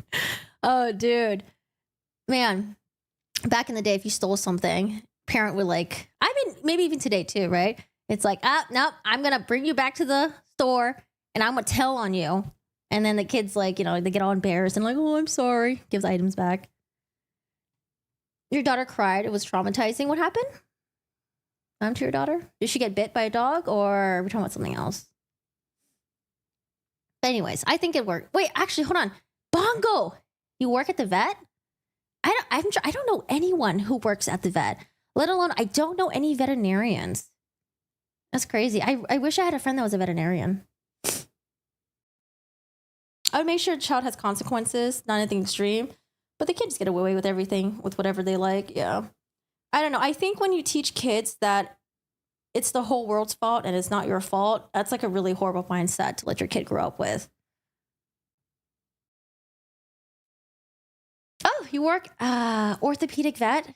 Oh, as an assistant. Oh, cool. Yeah, I went to a deep dive about like veterinarians and stuff like that. I don't know. It's I feel bad for vets. Yeah, it's a hard environment to work in because we always think about like, oh, you're a vet, you know, you get to work with pets and stuff like that. But I forget that you also deal with the crazy humans as well. There's this one vet who was talking about his early experiences as being a vet where he was new. It was like his first year. Owner came up to him, was like, hey, you have to put this dog down because if you don't put this dog down, I'm going to take it to the back of my house and shoot it. And it was because the kid was reaching for the dog's food bowl. And, you know, there are some dogs that are very like food, like, you know, kind of like food aggressive, right? But the kid reached for the dog's food bowl and the dog bit the kid. And they had to take the kid to the ER, probably to get some stitches or something like that. But that's also something that you would have to teach your kid too. Hey, don't ever reach for a dog while it's eating its food. Or you would just keep the dog separated from the kid, maybe gated or something like that. And so the guy, he didn't want to put the dog down. You know, he said the dog was very healthy. The dog didn't look aggressive. Like he said the dog was fine and aggressive, fine and like very happy, healthy. Just probably just very like, you know, very food protective. And the owner was like, okay, well, if you don't put the dog down, I'm going to take him home and I'm going to shoot him. And so the vet had no choice but like put him down. And he felt really bad because the dog was like fucking healthy and probably adoptable.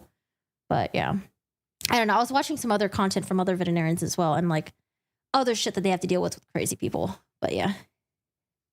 Anyone but as a parent, yeah, you can't assume the owner with a dog know how their dog will react. Yeah. I just feel like it's just more safe to just be around. Like if you want your kids to like pet other dogs or anything like that, I don't know, usually ask first, right? But sometimes even the owners don't know their dogs very well. You know, if you want to be on the safe side, then just have your kid only pet dogs that you already know, right? Your friend's dog, your own dog. Don't fuck with strangers' dogs. Violet says my son knows not to touch any of the dog on his own. Yeah. All right, guys. Sorry. We're going down this other rabbit hole. I have a lot of things that are like kind of like stewing in my mind right now. So when you guys like slightly mention like a topic that touches on something that I'm like thinking about, I just end up like expanding into it. But now we're completely derailing. The YouTube couple. Oh, I heard about that because this other veterinarian, oh no, I think it's the same veterinarian. He covered that as well. Yeah, I heard about that, but I didn't really look into that. But yeah, I heard there was like a there's like YouTubers that put their dog down, like very healthy looking dog down because the dog was being aggressive towards their kids or something. I don't know. It depends on the scenario, obviously. If you do have a dog that is like very aggressive towards humans, then yeah, maybe you have to put the dog down, right? But if you're not teaching your little humans boundaries and the dog reacts, like if you're reaching for the dog food and your dog reacts, and yeah, I don't know. And it depends on what kind of injuries are sustained, right? If it's like a bite on the hand, you get stitches, or is it like the dog completely tore off a kid's face? And yeah, maybe you would have to put the dog down. Mm-hmm. Same. I keep my dogs. Well, I kept them separate. I was speaking the present tense. I kept them separate too while they're eating. All right, guys. I'm like running out of breath.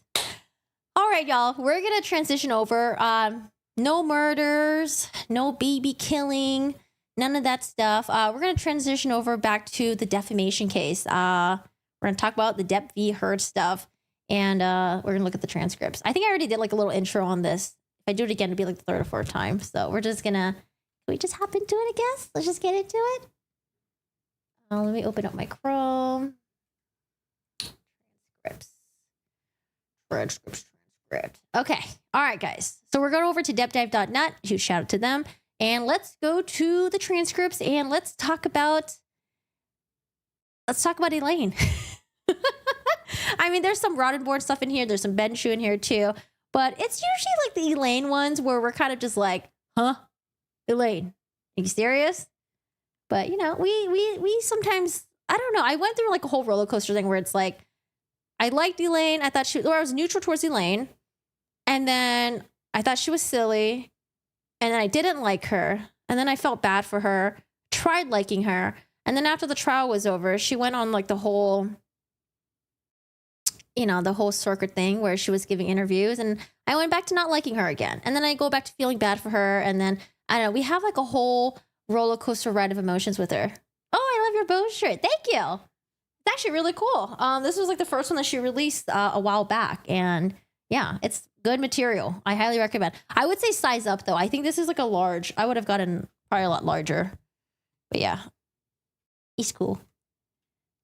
She was a strange kind of lost old lady lawyer. We're gonna go to day 2, and let me see. Should we start from the beginning? Let's see if there's anything going on. So this is when they're all coming in. Day 2 of trial. Again, day 1 was jury selection.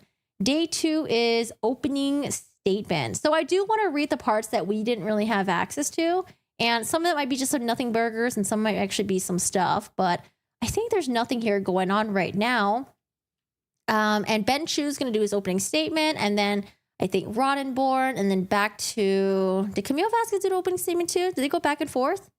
Opening statements. No, I think opening statement was just Ben Chu, and then opening statement... Oh, no, opening statement was not Ben Roddenborn. It was actually Elaine, because she brought up the makeup palette thing. And that's how this all kind of started blowing up initially on, I think on TikTok or something, right? Oh, no. All right, I'm going to search...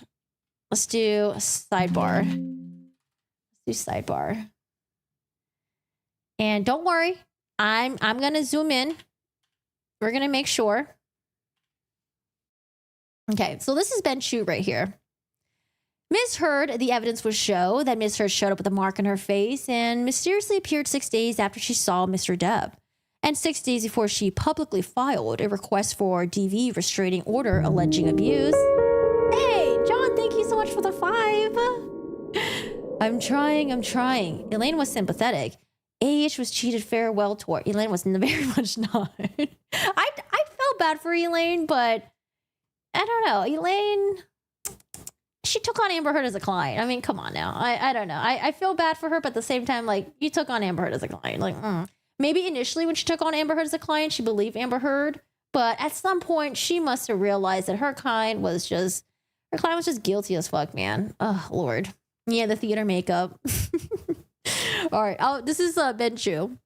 The evidence would show that her publicists and the paparazzi were there to the courthouse to document the event, to make sure that Johnny Depp's name was forever associated with the image of an innocent, battered woman. It was a jolt. It was a shocking story splashed across the front pages across the country. No one had ever, in 5 decades, accused Johnny Depp of being violent with a woman. No one had ever accused Mr. Depp of being violent with a woman. He had other long-term relationships. He had children. Elaine, objection, Your Honor? The court, excuse me? Elaine, may we approach? Now we're in the sidebar. Elaine, one of the motions in the limine was that he couldn't say that he was or was not abused by somebody else without having the proper foundation to. Judge Penny, we didn't have that. I mean, Mr. Chu. Yes, I'm sorry, Your Honor, but that was specifically ruled on. It was denied. Come on. You know it was denied. The court. We have agreed order, right? Mr. Chu. Yes, it was denied. I'm the officer of the court. That was clearly denied. She knows that. Elaine, it's the subject to the foundation, Your Honor. He has no witnesses. The court. But it's the opening statement. We didn't say anything that they couldn't say in the opening statements. Mr. Chu, thank you, Your Honor. The court, thank you. So Ben Chu goes on with the rest of his opening statement, and now we have another sidebar. What do we got here? This is Ben Chu again. Is this Ben Chu? Yep, this is Ben Chu. So his business manager, Ed White, you'll see the letters. He sends the first hundreds and thousands of $7 million to each of them and says this is the pledge towards the $3.5 million that Amber's donating. She'll be paying that in installments, so everybody knows that she's paying it in installments. You're going to hear differently from them now, and you're going to see the mission to begin with. You're going to hear from the Children's Hospital and the ACLU that they assume this is a pledge paid over the period of a time because that's what they do. Because of the tax deductions and things of that nature, Amber makes $250K payment to the Children's written by Dan Wooden. Wait, did it cut off? Oh, fuck. Hold on a second. I'm having it mixed up. Oh, we're not reading that whole thing. Let's start here. Sorry about that. Axe that part. So So in December 2018, you heard Ms. Vasquez say that he wanted to clear his name. He can't be a wife beater, etc. But an op-ed appeared in the Sun Times in the London. They called him a wife beater. It was written by Dan Wooten, the CEO, the chief editor of the Sun at the time, and he was writing about Johnny Depp is being a cast in Fantastic Speak 3. And so the article is, why is J.K. Rowling Mr. Chu? Your Honor, may we approach the court? Yes. Now we're in the sidebar. The court. We're going into the UK issues here. Ms. Bredehoft. Just the judgment. The court. No, we're not going into anything in the UK. Elaine, Your Honor, the court. In those statements, I made it perfectly clear in the motion in limine, we're not going to, especially in the opening statements, we're not going to talk about the UK judgment in the opening statement. Later on, you get into it. Oh, she gets cut off. Elaine, I wasn't talking about the judgment. I was talking about the lawsuit. That's different. Judge Penny. No, when we get to the lawsuit, we talk about the UK judgment. Where are you going with it then if you're not going to do it? Elaine, because he's already been out. Because he's already been called that. Judge Penny. No, that's a judgment by the judgment. I mean, you're going right. Elaine cuts her off again. No, it's not the judgment. It's the lawsuit. They never moved the judge. The lawsuit is the judgment, period. Ms. Bredehoft, you're not going into it, period. Elaine, Your Honor, I think they also opened the door. You honor. The court. They did not. It's opening statement. He did not open the door. Elaine, Your Honor, it's very clear in the motion in limine that they only asked for the judgment, not the lawsuit. Judge Penny, the lawsuit is the judgment. It's the same thing, Ms. Bredehoft. I hope I didn't have to say that to you. Elaine, I apologize, Your Honor, but I respectfully disagree. Judge Penny, no, it's the opposite thing. You just have to move on, okay? Mr. Chu, thank you, Your Honor. Sorry, I thought it was Ben Chu that was reading it earlier. It was I think it was fucking Bredehoft. My bad. All right, we're back in the open court. So I think we continue on with that. Sorry, Elaine. Okay, so now we are talking to Christy Dombrowski. Christy Dombrowski is the older sister of Johnny Depp, and she's on the stand right now, and she's being direct examined. Judge Penny being savage as fuck. Yeah, dude, Judge Penny. And this is only on, what day? We're on day 2. Well, day 1 was jury selection. So we're on let's just say day 1. We're on day 1 right now, okay? It seems like Judge Penny is already kind of maybe fed up with Elaine, you know? They were dealing with each other, all the pre-trial stuff. So, oh man, we're just, technically we're just getting started, but we really haven't because there's been years of pre-trial stuff from before. So now we are with Christy Dombrowski, and she is testifying right now. Ben Chu's asking the questions. Would you please tell the jurors what your relationship with Johnny was like when you were growing up? Answer. Johnny and I were very close with having an older brother, older sister. We were the 2 younger ones. So we were really close, and we basically played with each other all the time. We played together. We played Hot Wheels. We, played Batman and Robin, where we each had a role in that. And he's probably going to be embarrassed if I say any of this, but, we practiced, karate kicks with each other. We were just friends. We were like best friends. Question. What was Johnny like as a young boy? Mr. Roddenborn. Objection, Your Honor, 404. The court. If you want to approach, sidebar. Mr. Roddenborn. It's a lack of character evidence. Ben Chu. Your Honor, it's just background. Mr. Roddenborn. Your Honor, he's going to get up and say he was gentle and he wasn't violent and all this stuff.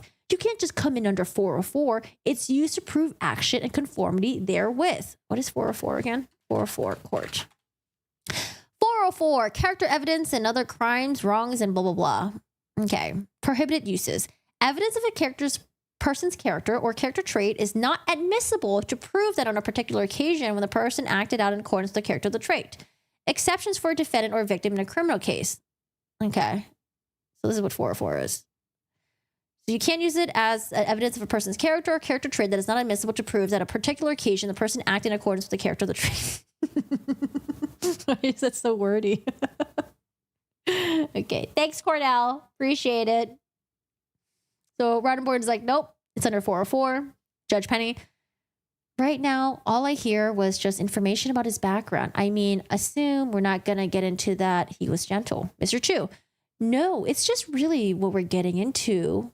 Oh, I mean, it's relevant for both their background as far as abuse, which is where we're going. Mr. Rottenborn, okay, well, when he started asking questions, eliciting testimony about how he's transforming, he never heard a fly, Judge Penny, he said that that's not where he's going. So we have notice for that. Okay, thank you.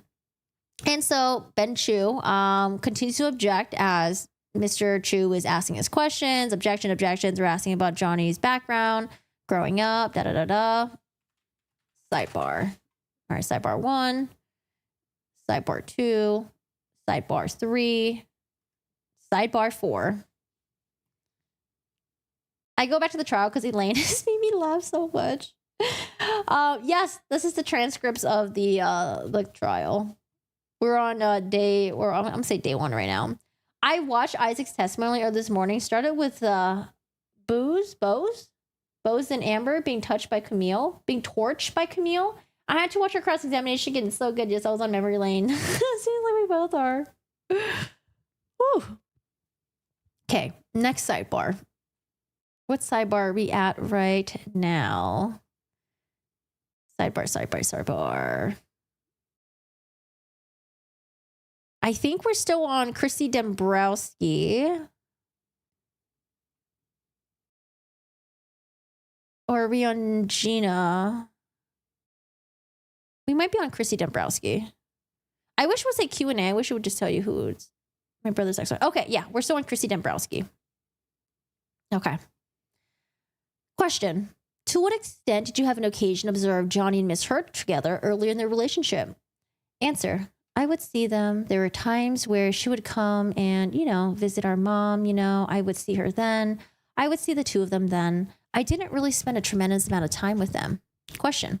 Have you formed any impression of Miss Hurt at the time that was based on your observations? Answer. I did. I didn't know her very well. And I would spend time, like I said, she would come to my mom's house. I sat with her and my mom. Mr. Rottenborn. Object on 404, Your Honor. What was the question of Amber? Mr. Chu. She's describing what she was observed, Your Honor. Mr. Rottenborn. Doesn't matter. It's still 404. Mr. Chu. I don't think that's right, Your Honor. I think she's describing what she observed. The court. All right. Do you want to approach for a moment? Sidebar. So you can describe what they observe, but if she's getting into, she was unfriendly, she was standoffish, these characterizations can't come in.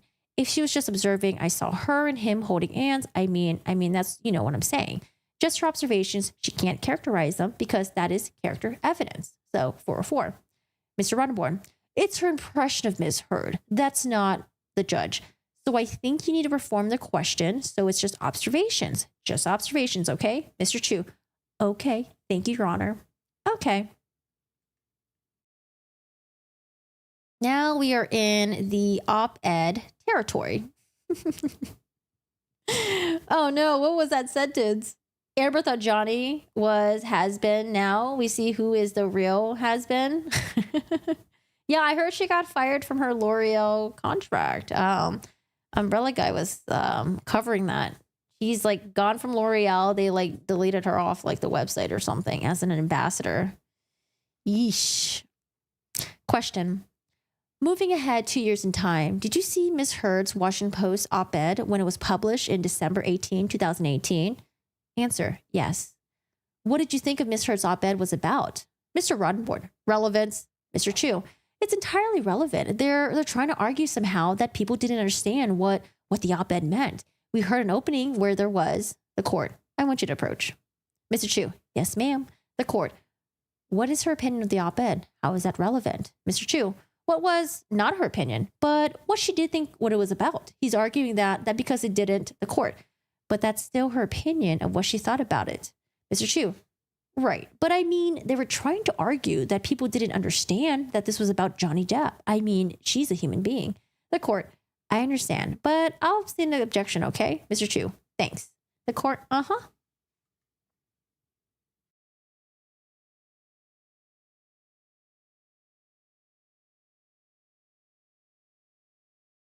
So now we're in the text messages between Johnny Depp and Christy Dombrowski. Okay. Question. Are these a text from you to your brother, Johnny Depp? Yes. And those texts were sent about February 5th, 2014? Yes. Okay.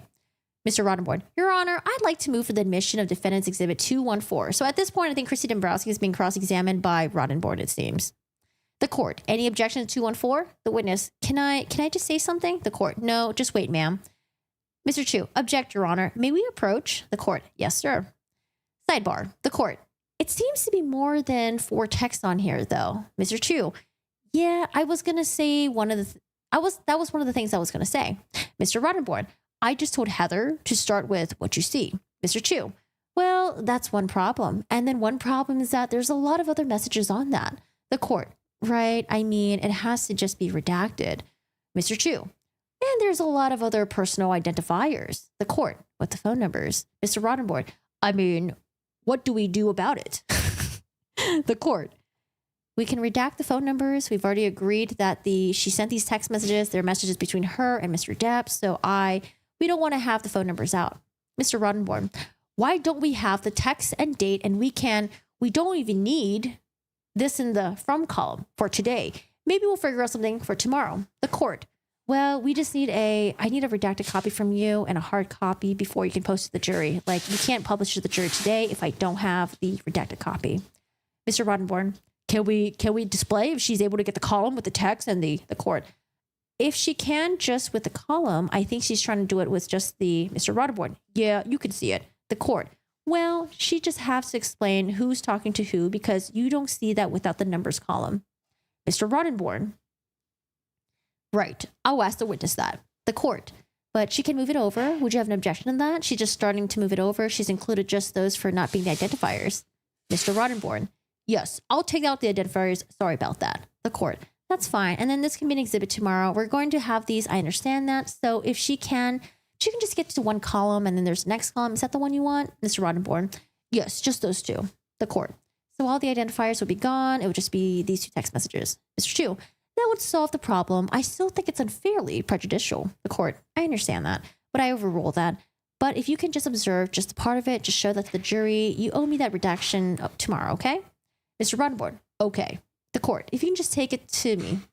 Mr. Chu, thank you, Your Honor. Back to open court. Now we have another sidebar. This is, again, I think cross-examination with, is it with Christy still? Question. Would it refresh your recollection perhaps to see other text messages that you sent on or around this time to determine whether or not you're worried about Mr. Depp? Answer. If there's other context, I guess, I don't know. Question. Why don't we do this? Mr. Roddenborn. Heather, can you please pull up Exhibit 210? Your Honor, may I approach? The court. All right. Mr. Roddenborn, I just want to preview now. The court. All right. What do we have here? Mr. Roddenborn. She says that she doesn't know whether she was worried about him. So I'm going to ask her some of these texts. But obviously, we're just going to short circuit some objections here. The court. So are these texts between Amber, Mr. Chu?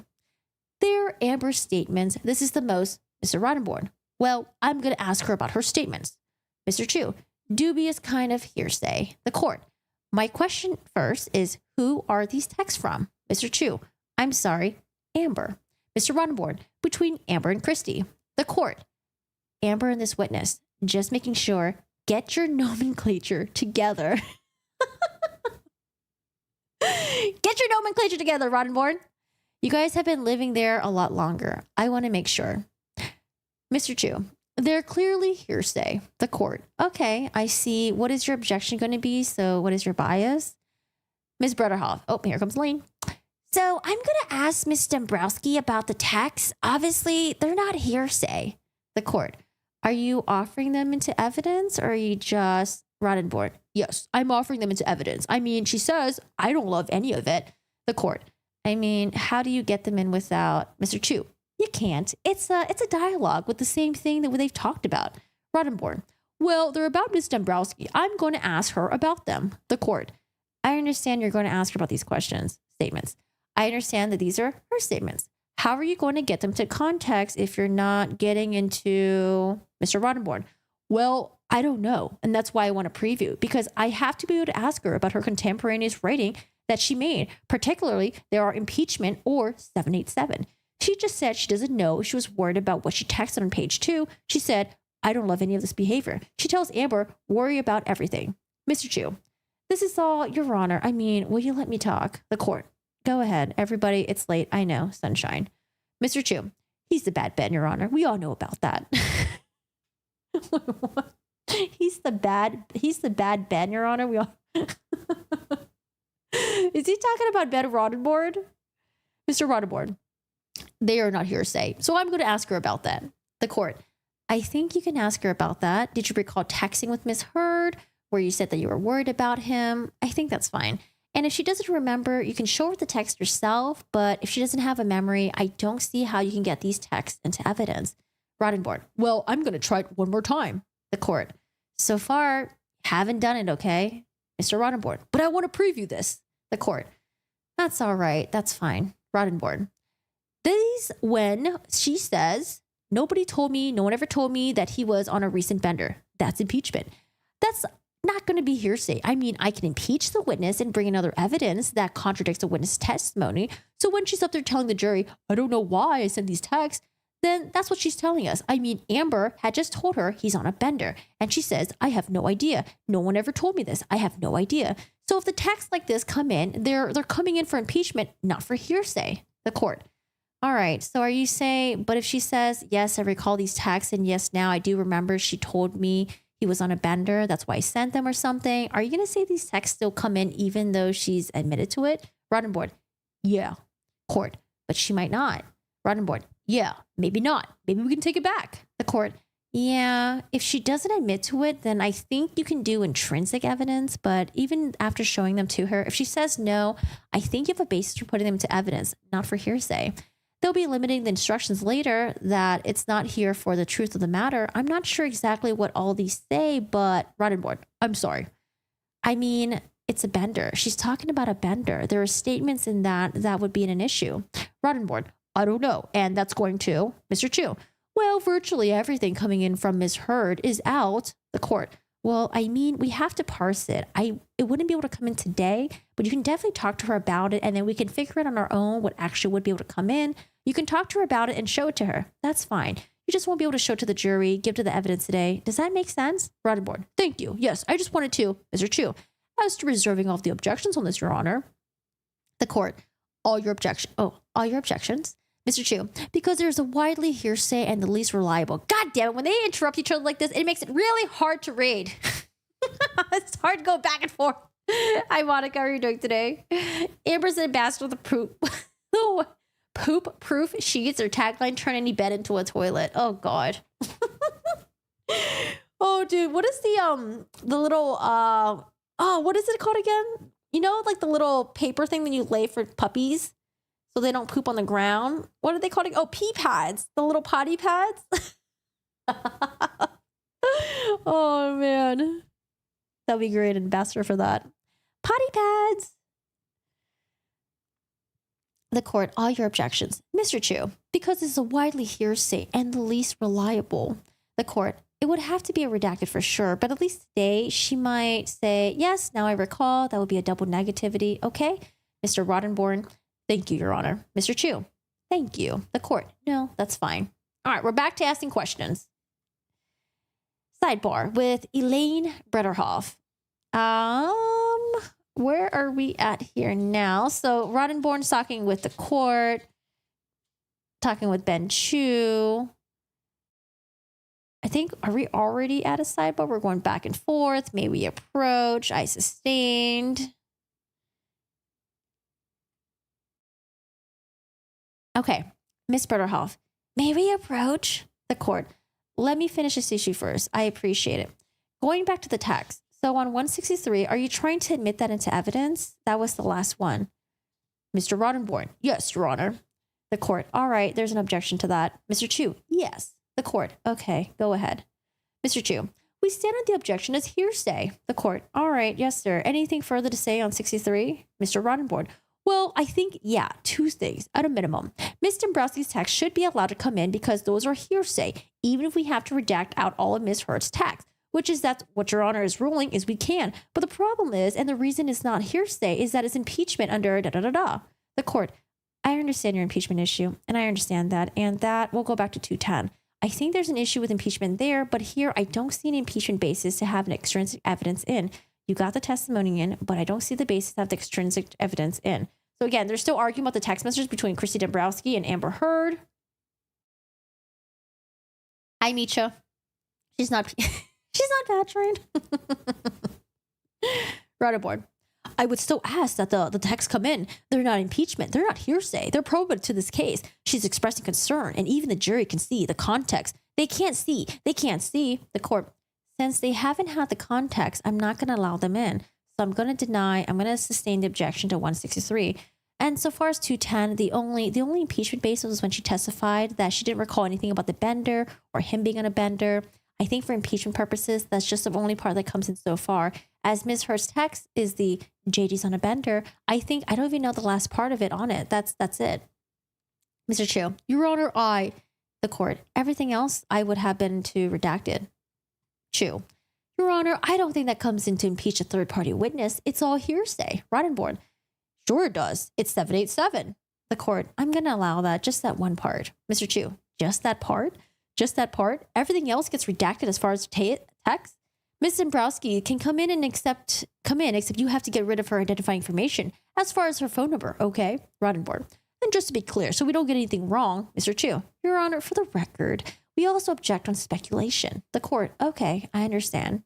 Mr. Chu calls for speculation and the court. All right, that's fine. Thank you. Mr. Roddenborn, you want it redacted after the word bender, not the last words of the court. That's exactly right. The last two words, not the sentence above it, any of the sentence below it, or any of the other text. Mr. Brow's text came in, and you've got to take her phone number out for me. Mr. Roddenborn, okay. The court. So if you can just owe me that. I'll allow the redacted one to evidence. You can give that to me tomorrow, okay? Mr. Roddenborn, thank you, Judge. The judge, you also owe me 214 tomorrow, correct? Roddenborn, yes, Your Honor. One, and that, can we, if we redact, can we show the last two columns if we redact the personal identifier? Can we show the other columns that correspond to the text? As long as the personal identifier is what the objection was, so if you can do it with just the 4. Yes, Your Honor. Thank you. The court, get rid of the others. That's all I have. Ma'am, you had something? Ms. Bredehoft, may we approach? Okay. Ms. Bredehoft, Your Honor, the jury was shuffling out the second to the end of the front. That juror went out like this, bye, to Mr. Dapp, and he waved back to him. Ms. Vasquez, that was not to him. Ms. Bredehoft, it was to Johnny. Ms. Vasquez, it was not. The court, okay. Ms. Vasquez, it was generally in our direction, to the courtroom. The court, well, I can give an instruction tomorrow first thing when the jury comes in to make sure they understand that they have no contact or no information to anyone. Ms. Vasquez, he was standing out of respect as Your Honor told us, and he looked generally in our direction. The court, I didn't see it, so I don't know, but I will pay attention to it. But I will give them instruction tomorrow just to make sure they don't do that again, and I'll pay attention to it. If it's something that we think is a problem as the days goes on, we'll have alternatives for a reason, and we can work from that. Mr. Chu, thank you, Your Honor. Ms. Bredehoft, and Mr. Depp waved back to him, and he went back. The court, if you would instruct your client, we could do that. Mr. Chu, okay, thank you, Your Honor. And then this is where they dismiss for the first day. Okay, so Elaine was like, make sure, Your Honor, I want you to reprimand that juror, maybe replace the juror. She's probably thinking of that. And also tell Johnny Depp, don't be waving back at the juror, okay? Don't be waving back. Brodo sounds like a stoner. She's got like a little bit of dry air to her throat, like she's got sand in her throat or something. I was just trying to reflect that. There's so many different, usually when I'm doing like the depositions is really easy because it's like 2 people in a conversation. This one is like 1 million people in a conversation. So it's hard to like identify who's who. That right there is day 1. But I think, did I miss anything on here? So sidebar and open court. I just want to make sure I don't miss anything. Open court. You're at this one. Open court. This is where Elaine gets shut down. Okay, I think we got everything here. some of the labels are wrong, or not some, but I already found one that was wrong. It was supposed to say sidebar, but it said open court instead. So that's why I'm just searching both of them, just to make sure we don't miss anything, you know? All right, we're good. So that is day 1 of the trial, or technically day 2, I guess. I guess I'll just follow this one. Now we're on day 3. Day 3, this is when they're all coming in, and I'm going to zoom in a little bit. The court. All right, good morning. Do we have any preliminary matters before the jury? Bredehoft. We do, Your Honor. May we approach? The court. Sure. Your Honor, Mr. Depp was taking photos and taking pictures outside the courthouse yesterday. Well, that's not the courthouse. Do you see the stone right behind it? Do you see the stone right behind it? I don't know if that's the courthouse or not. Do you see the stonework? I wish we could hear this. That's not a door at this courthouse. He comes to the judge's lot, and that's not where he comes out. I'm not sure where that is. This might be his hotel, possibly. Mr. Chu. Actually, it looks more like his hotel. That's not the courthouse. He comes out the judge's lot. We have a pool of camera there when he leaves. The other thing I wanted to bring up with respect to the juror yesterday, I'd rather the court not re-instruct the juror. Are you sure? Yes, the court already instructed the juror not to do that. I would rather see the court watch that juror to see if anything like that happens again. Sure. And if there's some bias, that we ask for alternatives. Okay, all right, that's fine. I was going to read about not the same way, but we just have no contact, but I won't do it. I like how Elaine's like, look at the stonework. Look at the stonework, Judge. Johnny Depp is taking pictures outside the courthouse. And then Judge is like, no, that's like, it looks like his hotel. She quickly just moves on to the next subject. So that's good. We're not going back and forth on that. Good job, Elaine. Good job. The stonework, but look at the stonework. Okay, now Elaine's being annoying again. Okay, all right, that's fine. I was going to read about not the same way, but just have no contact, but I won't do it. Just keep an eye on it. I will keep an eye on it. You did tell Mr. Depp, though, not to wave back if anybody at the jury waves at him or smiles at him or anything. Mr. Chu, yeah, I will recite that right now. I would appreciate that. Thank you. Mr. Roddenborn, do you have the redactions for me? We have one of the two, and the other one we have one tweak to it, and we're going to do that electronically during my cross-examination. Which one do you have for me? Exhibit 214. 214 that we provided. So the redactions reserving further objections. The redactions are okay. Mr. Chu. Yes, Your Honor. The court. Okay, so 214 will be in evidence then. Do you want to get the witness back on the witness stand before we get the jury here? Mr. Chu. Yes, Your Honor. The court. Ms. Dombrowski. All right, let's put her up before the jury is out, and that will be helpful. Mr. Roddenborn, you're going to get me afterwards. Yes, Your Honor. No, 210. 210. We'll put it up on the screen before without the presence of the jury. The judge will see it in the same time you do. Okay. I just don't have it with me. All right. Are we all ready for the jury? Are we ready for the jury? All right. Now the jury is going to come on in. Let's go to sidebar. Elaine is the Punisher. Oh, is a Punisher? All right. Who do we start with today? Let's do question. Did you ever have reason to believe from someone other than Amber that Mr. Depp could act like a child if he didn't get immediate satisfaction? I never had reason to believe that. So this is now Roddenborn cross-examination with Chrissy Dombrowski. Did you ever believe to a reason to believe that someone other than Amber that Mr. Depp had fundamental issues with anger? Mr. Chu, Your Honor, may we approach? He's reading from a document, a hearsay document. So the court, I don't know what he's reading from. He's just asking questions at this point. I assume if he's trying to get something in, that's a different issue. Mr. Chu, okay. The court, let's see where, okay. That's it for this sidebar. Easy peasy. Got into the sidebar over here. Something about the pain pills. Okay, pain pills. Just the pain pills? It was the pain pills. Nothing else. I didn't have concerns. So when you say he needs help, that's what you're referring to, that you believe that your brother needed help with pills? Mr. Chu, objection, Your Honor. This has been asked and answered several times. Mr. Roddenborn, may we approach, Your Honor? Mr. Roddenborn, on the sidebar. It's not hearsay. The court, he said ask and answer, which is all has been. She's not giving you the answer you want. I understand that. He objected, asked and answered. Mr. Rottenborn, it's also the court. It's a prior inconsistent statement. I understand that. That's why I'm letting her testify to it, but it doesn't come into evidence. Makes sense? Mr. Rottenborn, makes sense. Mr. Chu, he has a tendency to just beat the horse. Ben Chu always be throwing them damn jabs, man. The court, if you have objected to, ask and answer, then I will either sustain or overrule. Mr. Chu, okay. Thank you for your honor. Mr. Rottenborn, thank you. Heather, can you blah, blah, blah, blah, blah?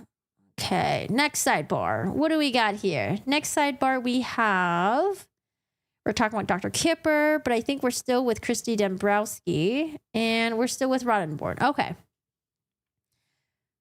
Rottenborn, I'm asking her what she meant with one of her statements. It's not different from the statement I just asked her about. Mr. Chu, Your Honor, it's hearsay.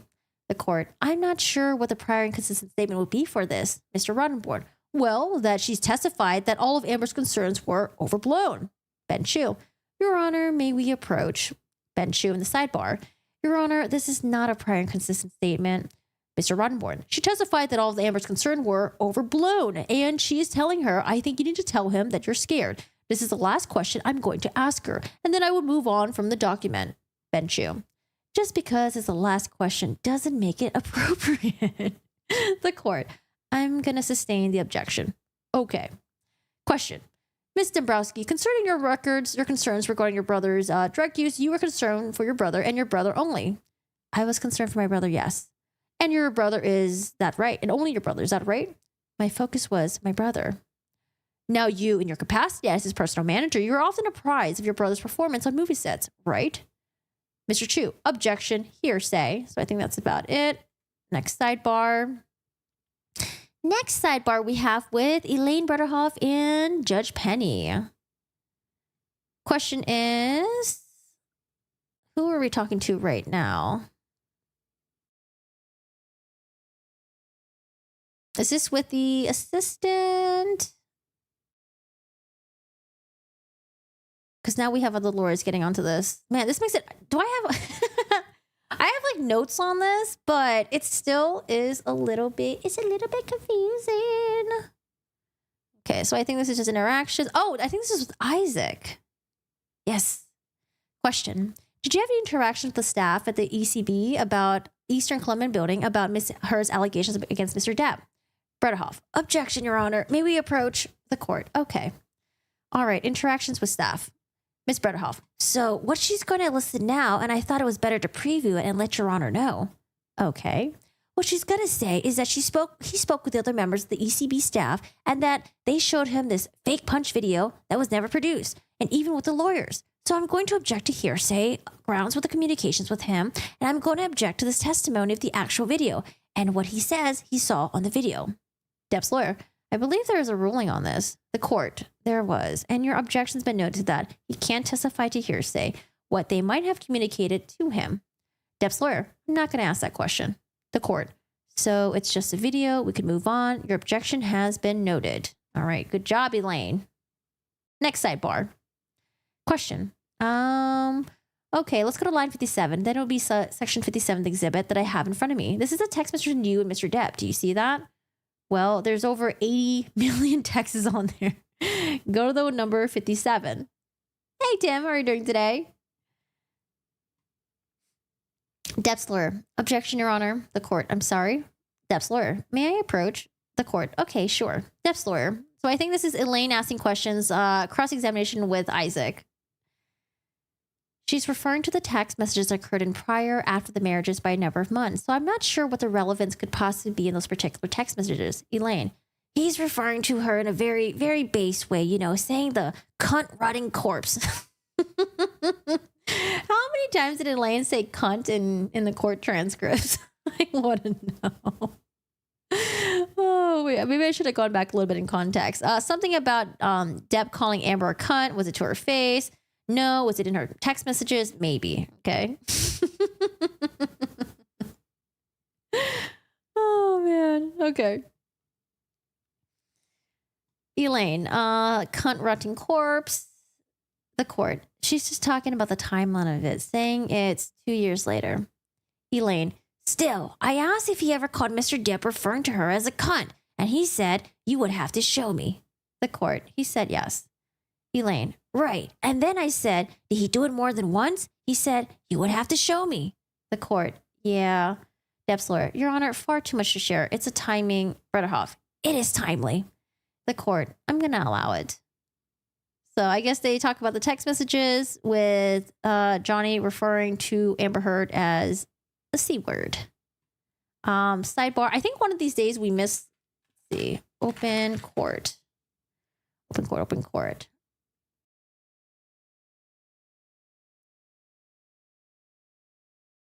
Not this one. This is day 3, open court, double hearsay, and then about the jury again. About the jury saying hi. Who is this jury? All right. Where are we at now? So this is Christy Dombrowski, email with Dr. Kipper. Sorry, we're just going back a little bit.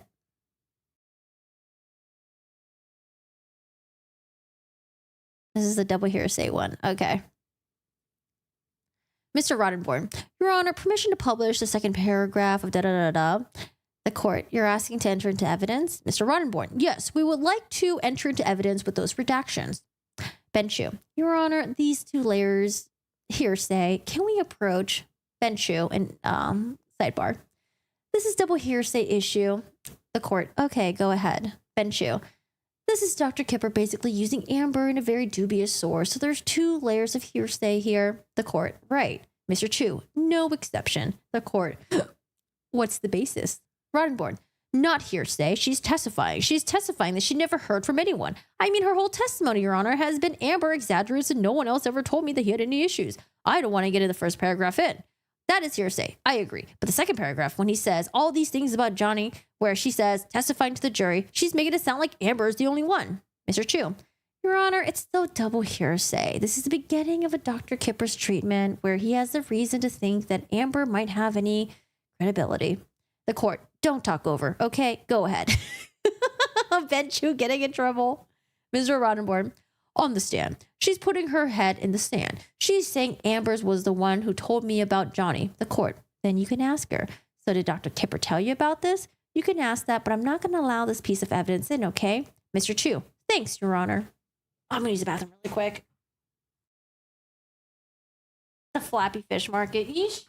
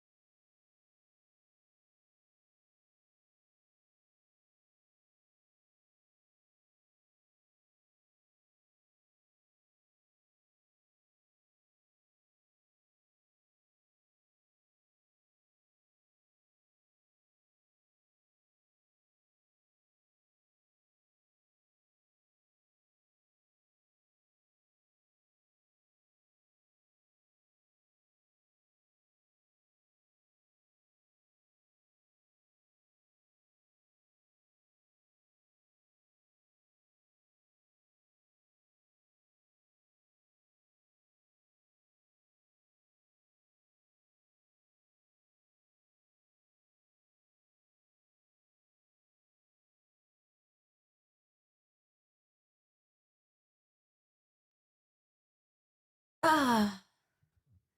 If my texts ever get pulled for things I've said, I'd be put in jail for the number of people I've threatened. The things I've called people is worse even. Amber should be thankful. Your favorite part of the whole thing? I'm sure there was an Amber alert. Oh, yes, there was. We thought it was an Amber alert, but it was actually something else. It was not an Amber alert. But yeah. I remember everyone in the chat was like, oh my God, dude, fucking Amber alert. And I think it was during the closing arguments of the defense. Was it during Elaine's or Ben Roddenborn's? Oof, oof, oof. But yeah, that was quite funny. Let's see. They're talking about Dr. Kipper. Open court.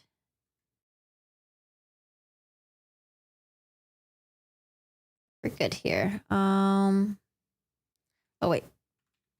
Open court. Name your approach.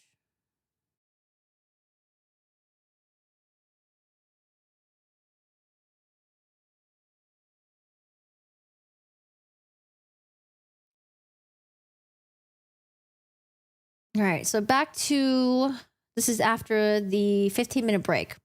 The court. All right, I just want to remind you, you're still on the stand, you're under oath, be back in 15 minutes, da-da-da-da, all rise. Okay.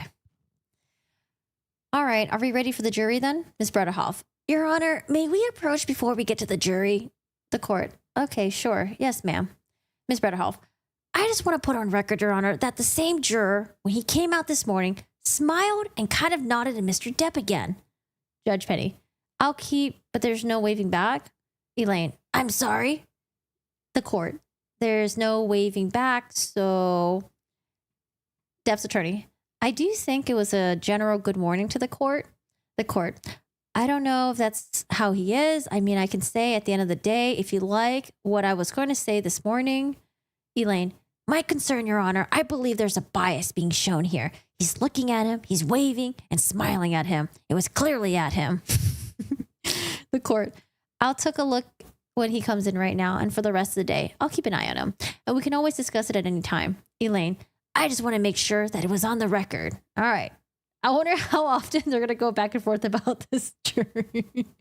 I wish, we don't have any footage of the jury, of course, because they didn't show the jury during the trial, but I really wish we could see it to see if, like, you know, if he really looked like he was saying hi or waving to Johnny Depp, or if Elaine is just exaggerating. Okay, now back to the end of the day. You want there to be a season 2? Oh, God, please no. I mean, Elaine's already gone. They already kicked her to the curb. She's already done so. I mean, I don't know. Maybe Elaine was the star of the show. And I think the day ends. Okay, so we are done with day 3. Done with day 3. We are now in day 4. Day 4. What do we have in the morning? Do we have anything going on in the morning? Okay, so in the morning, bailiff says, all rise. Judge Penny, good morning. Ben Chu, good morning, Your Honor. Judge Penny. All right, the first thing I want to say is that I got a call from my mother last night, and my mother-in-law saying, why did you have your phone on the bench?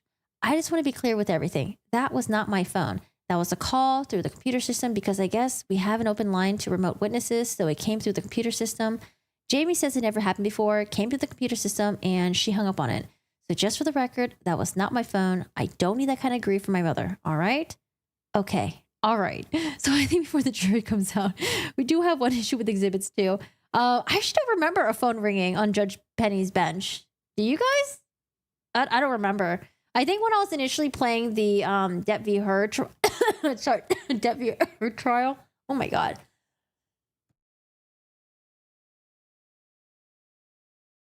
I wonder if I got sick or something. Jesus. I don't feel sick, but I just feel like sometimes I'll randomly just have like a weird dry spot in my throat, and then it'll just like go crazy. Oh. No, I don't think she'll retire. I think she's still practicing. Don't die. I'll try not to. But yeah, when I was initially playing the Depp v. Heard trial, I was streaming it on my Twitch, and then I was playing Elden Ring. And then I think I stopped because I realized I had to really pay attention because, yeah, there were things that were missing and Johnny Depp was on the stand. That damn mucus. It's like dry, though. There's no mucus here. Okay, so Judge Penny addresses the phone. And what do we have with, what do we got going on here? Judge Penny, plaintiff's exhibit 548. Okay, so you have it offered to come to evidence. Elaine, yeah. The court, and I know there was an objection. There was a lot of hearsay on it, and so there's a redacted copy for me. Is that something you just haven't checked through? Mr. Chu, we haven't seen it, Your Honor. We looked through it during break. The court, that's fine, Mr. Chu. I think it was her witness, but that's fine. Mr. Chu, understood. Elaine, it was the plaintiff's exhibit, just so we're clear. The court, I know it was their exhibit, but you're offering it. So if you're offering it, you'll have to redact it to basically, I think it says 2. Elaine, I just want to make sure that, in fact, I'm going to bring it up right away this morning. I wasn't sure of the court's ruling, so I don't know what the court, well, I just want to make sure I know that. Depp's lawyer, I think we need to work out the details on that, Your Honor. The court, okay, if you can just work out the details, so you'll meet one exhibit, so you'll have to get to some point today, right? Or even, I guess, tomorrow when I see you guys, that's fine. Elaine, I think we can do it today. The court, okay, perfect. All right, anything else before the jury? Roddenborn, just one brief matter, Your Honor. May we approach? The court, yes, that's fine. Sidebar. Mr. Roddenborn, I just kind of want to clarify the 48-hour rule that we agreed to with respect to the witnesses. Okay, 4 witnesses. So the 48-hour rules, they sent us an email saying they anticipated Kate James, Gina Duders, Laura Anderson, and Sean Bett. Again, Kate James is Amber Heard's previous assistant, who she fired. Gina Duders is Johnny Depp's assistant's wife, who knew Amber Heard. Laura Anderson, I think, was she the therapist? I think. Sean Bett is one of Johnny Depp's bodyguard. Oh yeah, Laura Anderson was the one that did the video deposition. Okay. Yesterday afternoon or yesterday around lunch, they said, given how quickly we're working through the witnesses, we want to maybe add Dr. Kipper and Lloyd. No issue with that since obviously we want to get through the trial. So we've already gone through those depositions, right? So I emailed them and I asked for clarification. I said, do you mean those 2 in addition? Or were you planning on 2, 4? Were you planning tomorrow? And yesterday at whatever this afternoon, they said, yes, there are in addition. Just this morning, they said, oh, well, we're not going to do Sean Bett until Monday. We're going to replace him with Dr. Kipper. And I just want clarification. I mean, if they're going to say they have more time to prepare for Sean Bett, but it's more complex than that because there's deposition designation, we have to have a notice to fight over the exhibits that are going to come in. Right. Then there's some gamemanship in them telling me yesterday afternoon at 5 p.m.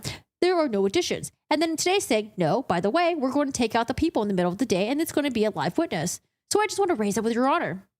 The court, well, I understand your concerns, but trials are very fluid. I think 48 is helpful for everyone, I think. And I think as long as, and I think this will be for your side too. Mr. Chu, we did that, Your Honor. And they have more time to prepare for the court. Well, I understand that, but that's a little bit besides the point. I get the feeling. Mr. Roddenborn, I think the problem was trying to confirm yesterday afternoon, and it's fine for today. Okay. I just want to make sure that we're all clear of that. Right. We're going to, Vasquez, we're going to do our very best. The court, very best. Okay. Benchu, Your Honor, there's no gamesmanship. Vasquez, it's really hard, really.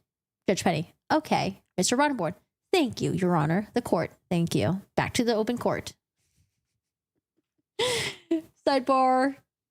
All right, what do we got for sidebar? Sidebar. We need to work on the details. Another sidebar. Oh, Mr. Nadelhoff. What do we got going on here? So right now, I believe Kate James is testifying. And Kate James is Amber Heard's previous attorney. And she's being... we're already in the cross-examination by Ben Roddenborn. Okay, we're in the cross-examination. Wait, are we in the cross-examination? Oh, no, I'm going to get mixed up. Vasquez, cross-examination. Is this a video deposition? Okay, so the question is, what is your current address? Have you spoken to Ms. Vasquez before today? Yes. When? I don't recall. What was the substance of the conversation? I don't recall. Is it in the past month? No. Is it the past year? Yes. Did you talk about the case? No. What did you talk about? I don't recall. If you don't recall, how can you recall that you didn't discuss this case? Have you discussed the case or the UK litigation with Mr. Waldman? Answer. Yes, I discussed the UK case with Mr. Waldman. Question.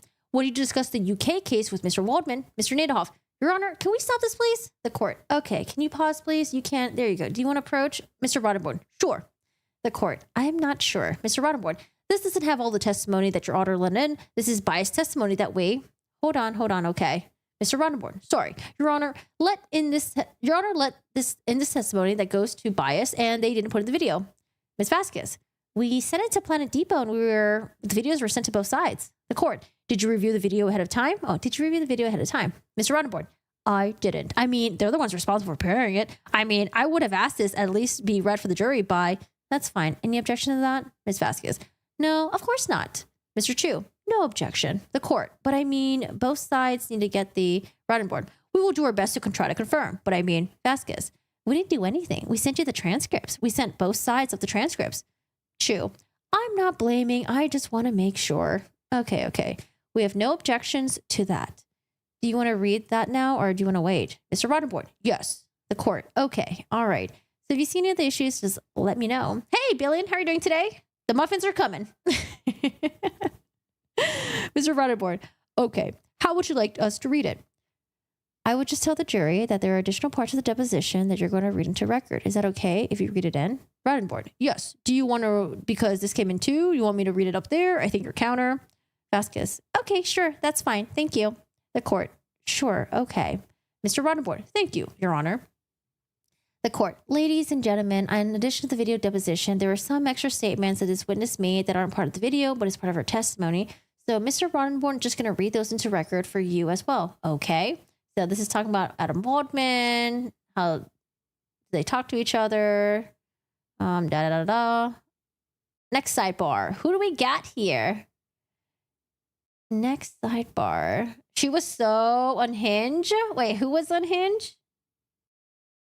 There are a lot of unhinged witnesses during this time. I think the most nerve-clenching moment was when she made that cackle. Oh, in the audio? Oh, gosh. Yeah, the cackle thing was so bad. And then when she was talking about the book. Oh, God. Okay. Question. Question. So it's your testimony that if there's no physical evidence that you observed, then it couldn't have happened? The DV by Johnny towards Amber. Is that your testimony? No. Well, I'm trying to understand what your testimony is. Maybe you can clarify for me, Ms. James. Again, this is Rottenborn with Kate James, cross-examination. Or like they're playing a video deposition, I think. Is your testimony that you never saw firsthand evidence of Johnny being violent to Amber, that it couldn't happen? That's not what I said. You're trying to put words into my mouth. I don't appreciate that.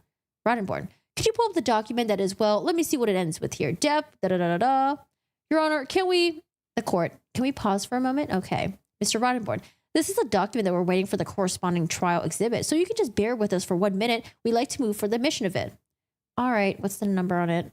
That's what we're trying to figure out. Sorry for the delay. Your Honor, it's trial exhibit 844. All right. That's the defendant's 844? Yes, ma'am. Okay. 844. Any objection to 844? Vasquez. Yes, Your Honor. Many objections. The court. All right. You want to approach then if somebody has a copy at 844? All right. Sidebar. Mr. Rottenborn. It's just a lot of text that we're looking to admit, so obviously we can redact all of it. Mr. Chu, could you wait until we get up here before you start addressing Rottenborn? Sorry. Sure. All right. 844. Okay. I have 844. All right. So are you asking me to move this into evidence? Rottenborn. Well, just the bottom text with everything else redacted. Just this one text? Yes, Your Honor. Who is this with? It's Mr. Depp's writing, Miss James. If you want to do it in a couple of minutes when she testifies that is a text from Mr. Depp to her, we can do that. Is it the second page? Because this one says Miss Dombrowski. He texted. Chris Dombrowski is Mr. Depp. Oh, okay. I didn't know that. Sorry. Okay. So you want this one text. She's about to say that she's got this text from Mr. Depp. Yes, Your Honor. Ms. Vasquez. May we? Sorry, Your Honor. Do we have a copy of it? I'm sorry, Your Honor. The court. Looks like it's very bottom. Rottenborn, I'm so sorry. I'll try to be better. The court. It's Judy's microphone. If you break it, you've got to deal with Judy. Ben Chu. We'll definitely not touch Judy's microphone.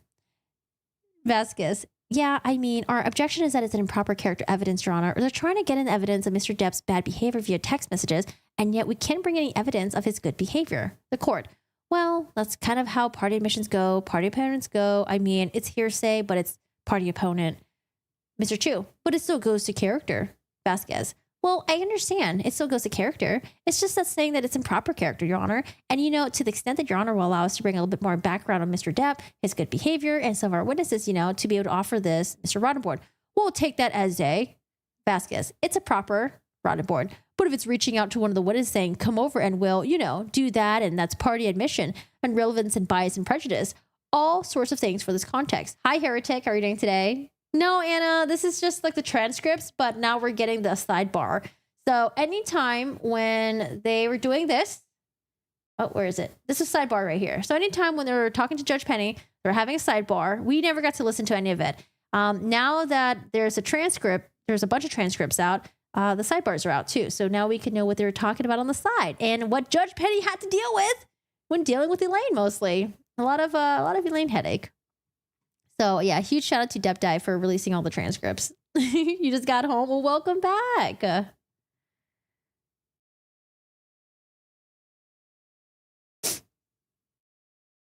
You're doing swell. Thank you for asking. Hope your week is going well, Corgi and chat. I don't know. I'm like wondering if I have like a throat thing or what. I keep having like random cough attacks. I don't know. But I mostly spent time outside though.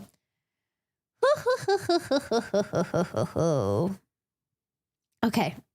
Miss Vasquez, we just think that it's unfairly prejudicial and improper character evidence.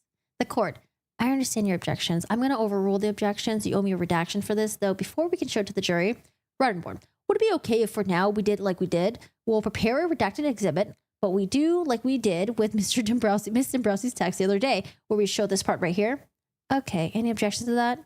Vasquez, just making sure, the court, just making sure that they show this to you. Yes, Your Honor. Mr. Chu, and if you could have somebody else, it's not insult at all, but I mean, if you could have someone else also look at it and give us a chance to look at it, because the last time you and I both missed a personal identifier. The court, okay, yeah, that's fine. The problem, you'll have to switch it with like we did with the security tapes with the other depositions. They can't see at the same time that they see this. You understand? Roddenborn, okay, there's probably a few more questions that we have to key it up, so we'll have to know what they're looking at, and then we'll stand up and ask. Bredehoft, pause the video. The court, your objections are noted. Thank you, Your Honor. Mr. Roddenborn, thank you, Your Honor. Back to open court.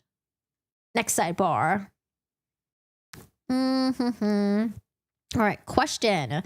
You mentioned a name there I don't think we've heard before. Can you tell the jury quickly who Debbie Lloyd is? Mr. Bredehoft, Your Honor, may we approach Debbie Lloyd? Debbie Lloyd, who's doing the answering? Oh, wait, hold on. There's some back and forth between Mr. Roddenborn, Sam Moniz. This is the wedding. Are we in Gina Duders? Oh, I think this is Gina Duders. Yes, this is Gina Duders. Okay.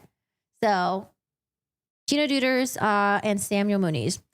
Mr. Roddenborn, we just got a word that this witness has been posting this week. Oh, dude, this is when Gina Duders is testifying in the stand, and then Eve Barlow gives the phone to one of the legal assistants. They give it to Roddenborn. Roddenborn stops the questioning and was like, Gina Duders has been watching parts of the trial. Look at this Instagram post. She posts something on social media. Yeah, she was the one that was dismissed. Mr. Roddenborn, we just got word that this witness has been posting this week on social media facts about this case, her opinion about this case. I just wonder how someone who wasn't around at any point in the relationship considers themselves an expert, such as Ms. Duders. Here's a long letter that she posted just this week.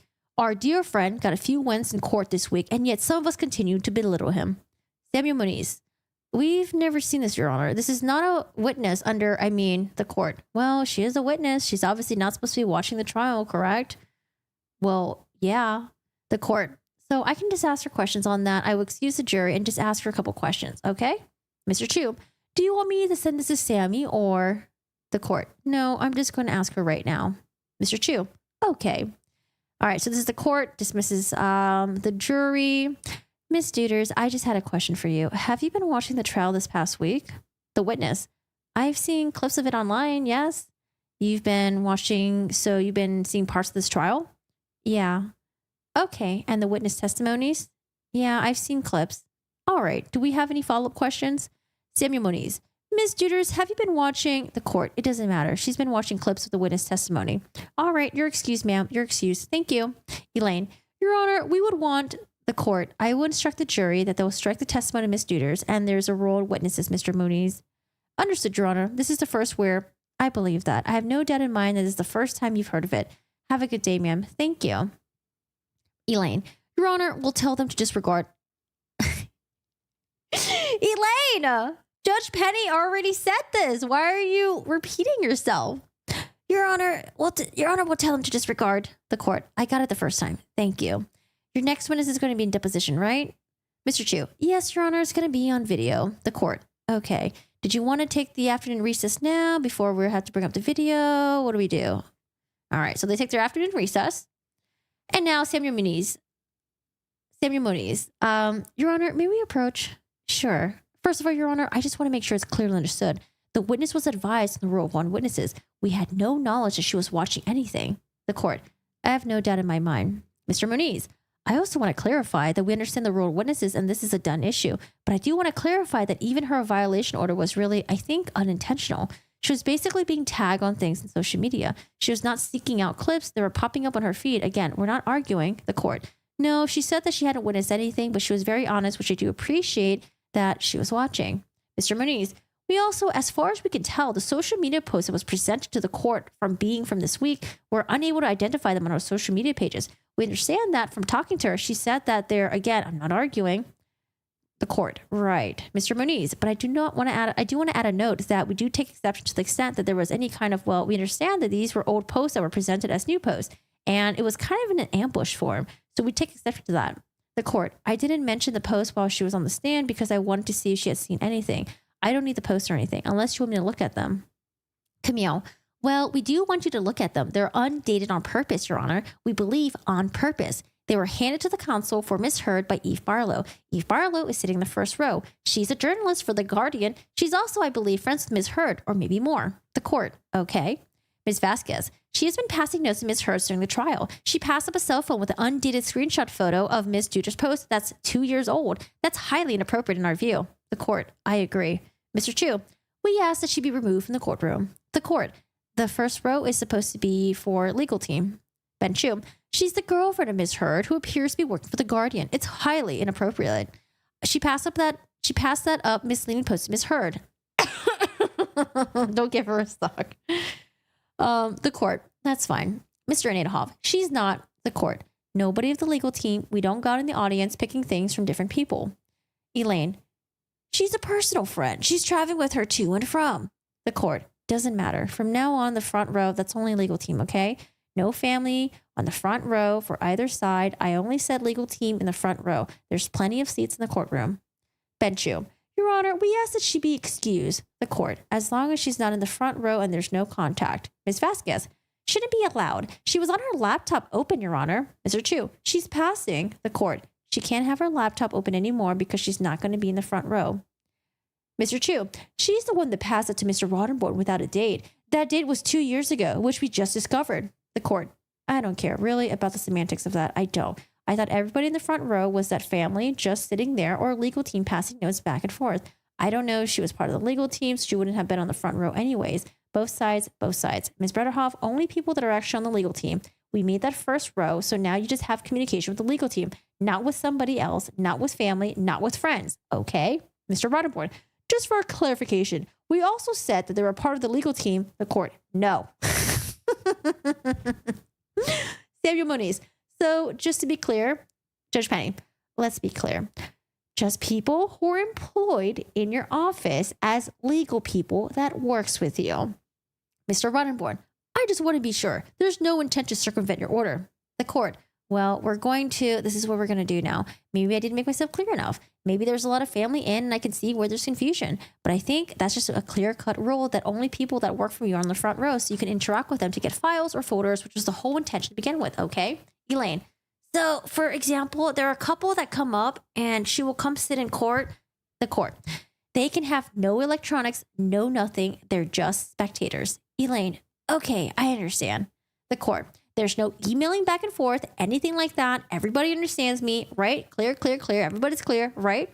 Samuel Moniz. We apologize for the disruption. Eve was twitting from the court. All right, so why don't we go ahead and get situated, inform everybody on these rows before, and then we'll go from there. Elaine, and then we'll have the redacted exhibits from you. The court. Okay. Elaine, thank you, Your Honor. Thank you. Everyone saying thank you to each other. Ms. Bredehoft. When we included the names, we also included Amber's assistant because she's been sitting there. The court. This is everybody, right? Elaine, I just want to be clear to make sure we did it right. The court. Everybody. Mr. Chu. Thank you, Your Honor. Ms. Bredehoft. This is, of course, redactions as the 2 redactions, everything but the 2 that we brought in through the blue. The court. Okay. Depp's attorney. Our position is that the plaintiff's exhibit is fairness. We need to put those into context. So we've redacted personally identifying in all but the text between Mr. Baruch and Mr. Depp. The court. Do we have any objections? Elaine. We have an objections because those weren't brought in through Mr. Baruch. It's hearsay. They include text from Mr. Baruch, and he didn't testify to them. I still have to read through them. Elaine, okay. Depp's attorney. There's a lot. Looks like there's over hundreds of entries. The court. So some of these contains hearsay, though, I guess is the issue. We may want to have context. Is it possible to get context of what he said maybe right before? Can we tone it down maybe to Depp's attorney? We can keep working on Your Honor. The court. Maybe the next text before Mr. Depp's response or the text right after, whichever one initiated. Can we do that? Just get the context. So can we work on it a little bit on that? Depp's attorney. We're working on it, Your Honor. Keep going. I appreciate it. All right. Back to open court. What are we doing with open court? Open court. Open court. All the Eve Barlow stuff, did that happen behind in sidebar, right?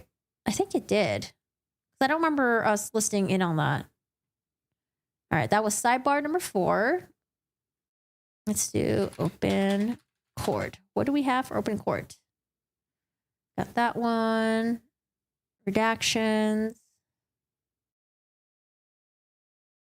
Okay, so this is Judge Penny telling the jury, ladies and gentlemen, the court is striking Ms. Gina Duder's testimony in its entirety from the record. Therefore, the court instructs you, the jury, to disregard her testimony in its entirety. Understand? All right. Thank you. Thank you. Next witness. Let's go down to Rip Gina Duders. What is this part right here? I think maybe with Dr. Kipper or Debbie, I think. Okay, day 4. I like your Elaine voice, quirky.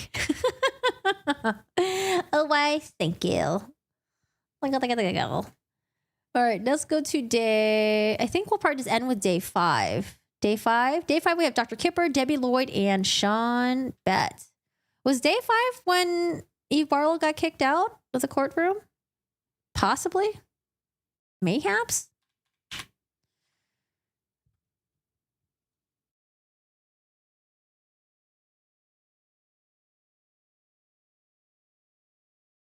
Okay, so we got some text messages.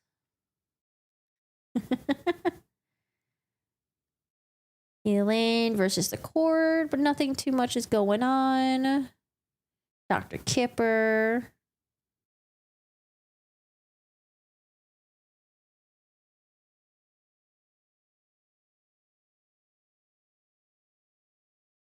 All right, not much going on here. Sidebar. What do we have for sidebar? Sidebar number 1.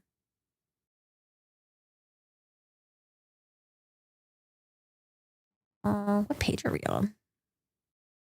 Sidebar.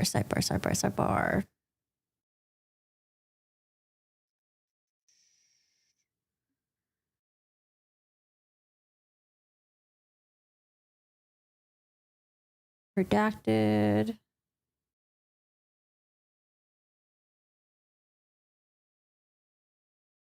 You think it was the next day? All right, maybe the next day.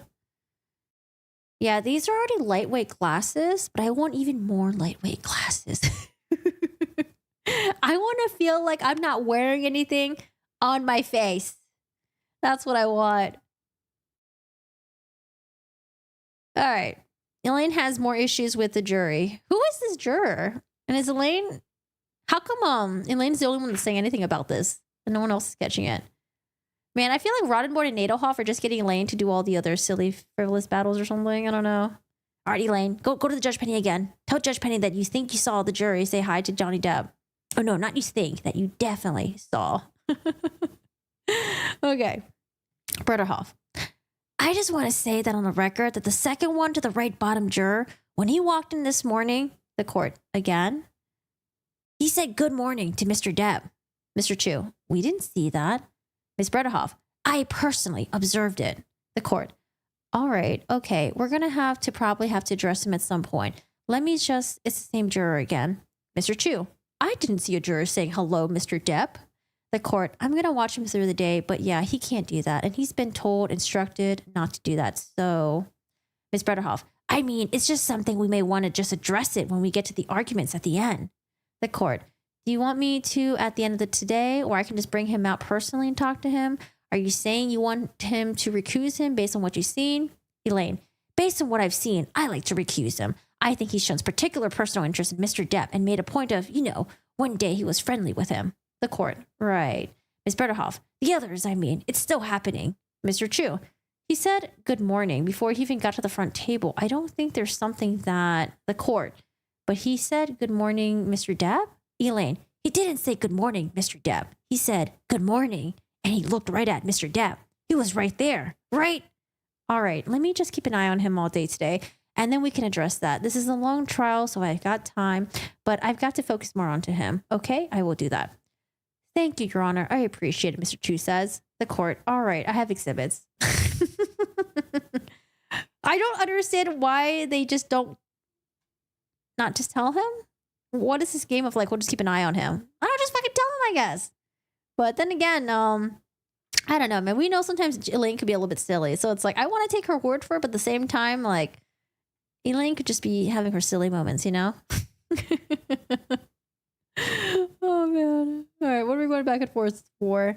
Back and forth, Nadelhoff with Jessica Myers.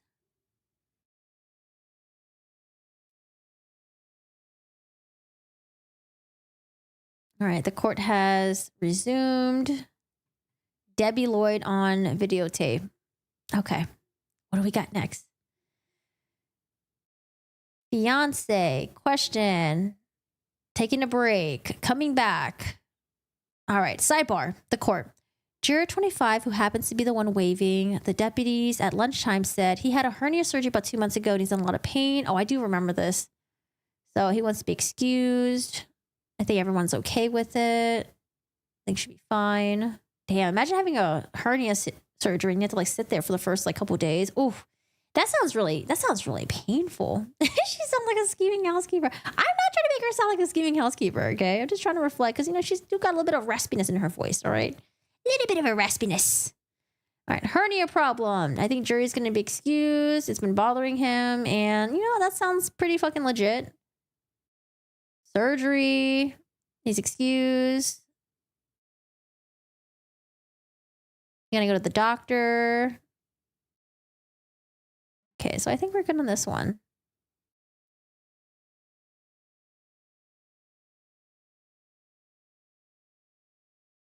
What's the next sidebar? Sidebar. Here's another. Oh, we already read this one. And this is like a little mini sidebar. Not much going on here. Okay, we got sidebar. Mr. Chu, we've asked that we do anticipate that Mr. Depp will start his testimony tomorrow, probably in the middle of the direct tomorrow night. The court, I understand. Mr. Chu, I'm sure Miss Bredehoft will cross-examine. Wrong! Oh, man. I think it was good that Elaine didn't cross-examine Johnny Depp. I think the best person to have done that would have been Mr. Roddenborn. So the question is, since he's not a normal witness in the sense that he's been hearing all the testimonies, my question is, to what extent can we talk to him in the middle of direct or after? The court, no, I understand, but he's just like any other witness. Once he takes the oath, you can't talk about his testimony. Mr. Chu, yes, we just want to make sure. The court, it makes sense. That's fine. That goes both sides, obviously. Mr. Chu, so that we would apply to Ms. Heard as well. Elaine, absolutely. The court, also, as far as the alternative goes on reflection, I think it should be the first person we call as the next alternate, as I have it as number 10.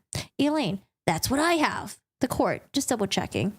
Elaine, I just have one more question. You have one more witness tomorrow before Mr. Depp, right? Mr. Chu, that's correct. The court, it's a live witness? Mr. Chu, it's a live witness. I don't think he'll take very long. The court, all right, I've heard that. That's the kettle anyways. Elaine, I was just going to say what he said. He's not a normal person. He's not a normal person. The court. That's good. You guys have a good evening, okay? Mr. Chu, thank you very much, Your Honor. The court. All right, then. We'll be in recess. Let's see. Open court. What do we have for open court here? Did she not get kicked out today? We'll bring him. This is the surgery. This is the juror. Let's see. I don't think she gets kicked out today. I don't think so. Was it day 6 that she gets kicked out? Day 6. Sean, Bet, Keenan, Wyatt. Oh no, here comes the coughs.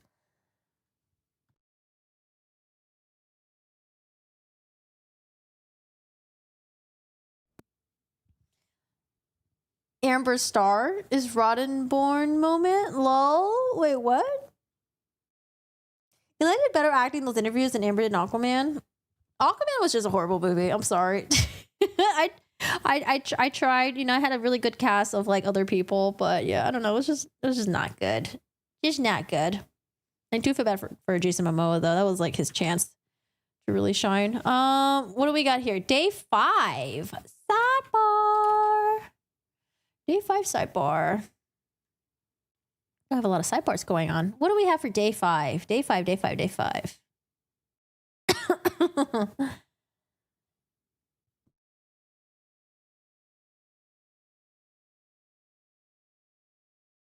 Oh gosh, that witness, the Star is Born testimony, dude, that witness is like truly like just a hired witness. They'll just say whatever. She said so many ridiculous things, and oh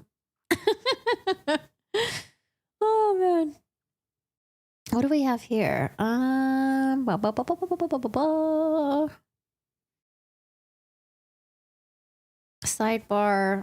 Where are all the sidebars? YouTube is your kryptonite. Whoops. Day 6. Okay, I want to look at day 6 really quick. Let's look at day 6.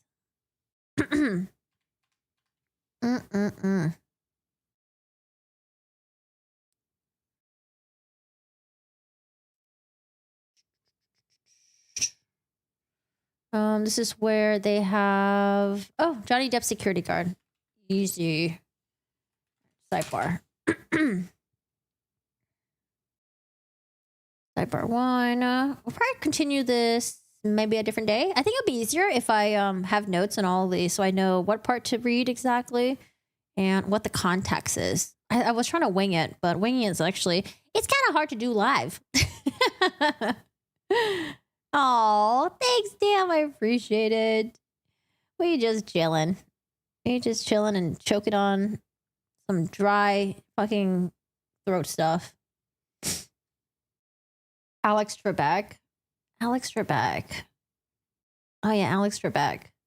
Oh, do you guys play Jeopardy on your what's it called, Alexa device? They still have Alex Trebek on there.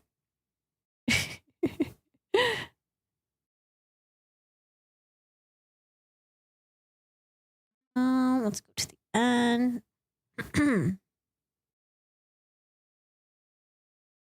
Bredehoft. Bredehoft.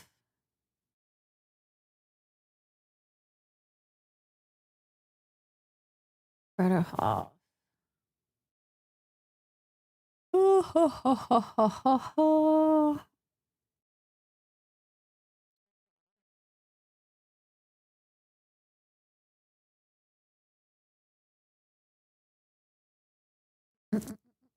I'm so glad that they made these documents searchable.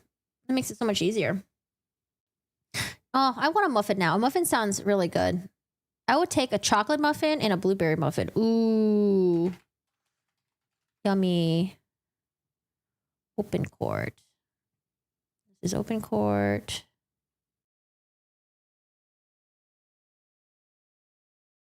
Open court. Sidebar. Open court. Mental anxiety.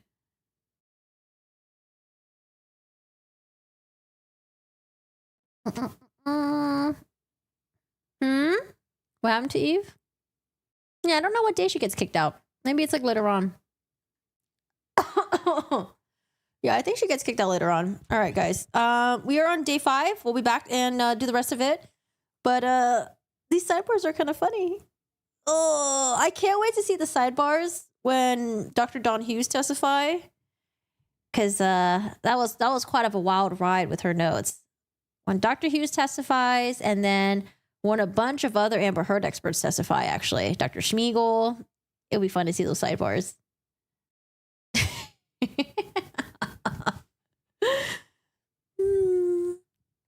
Alex. No longer in jeopardy. That's not a great joke, lol.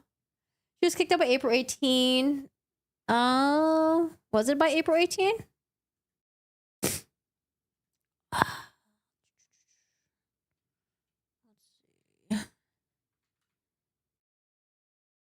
Oh man, there's too many. How would you? Oh, I guess you have to search like whole words, right?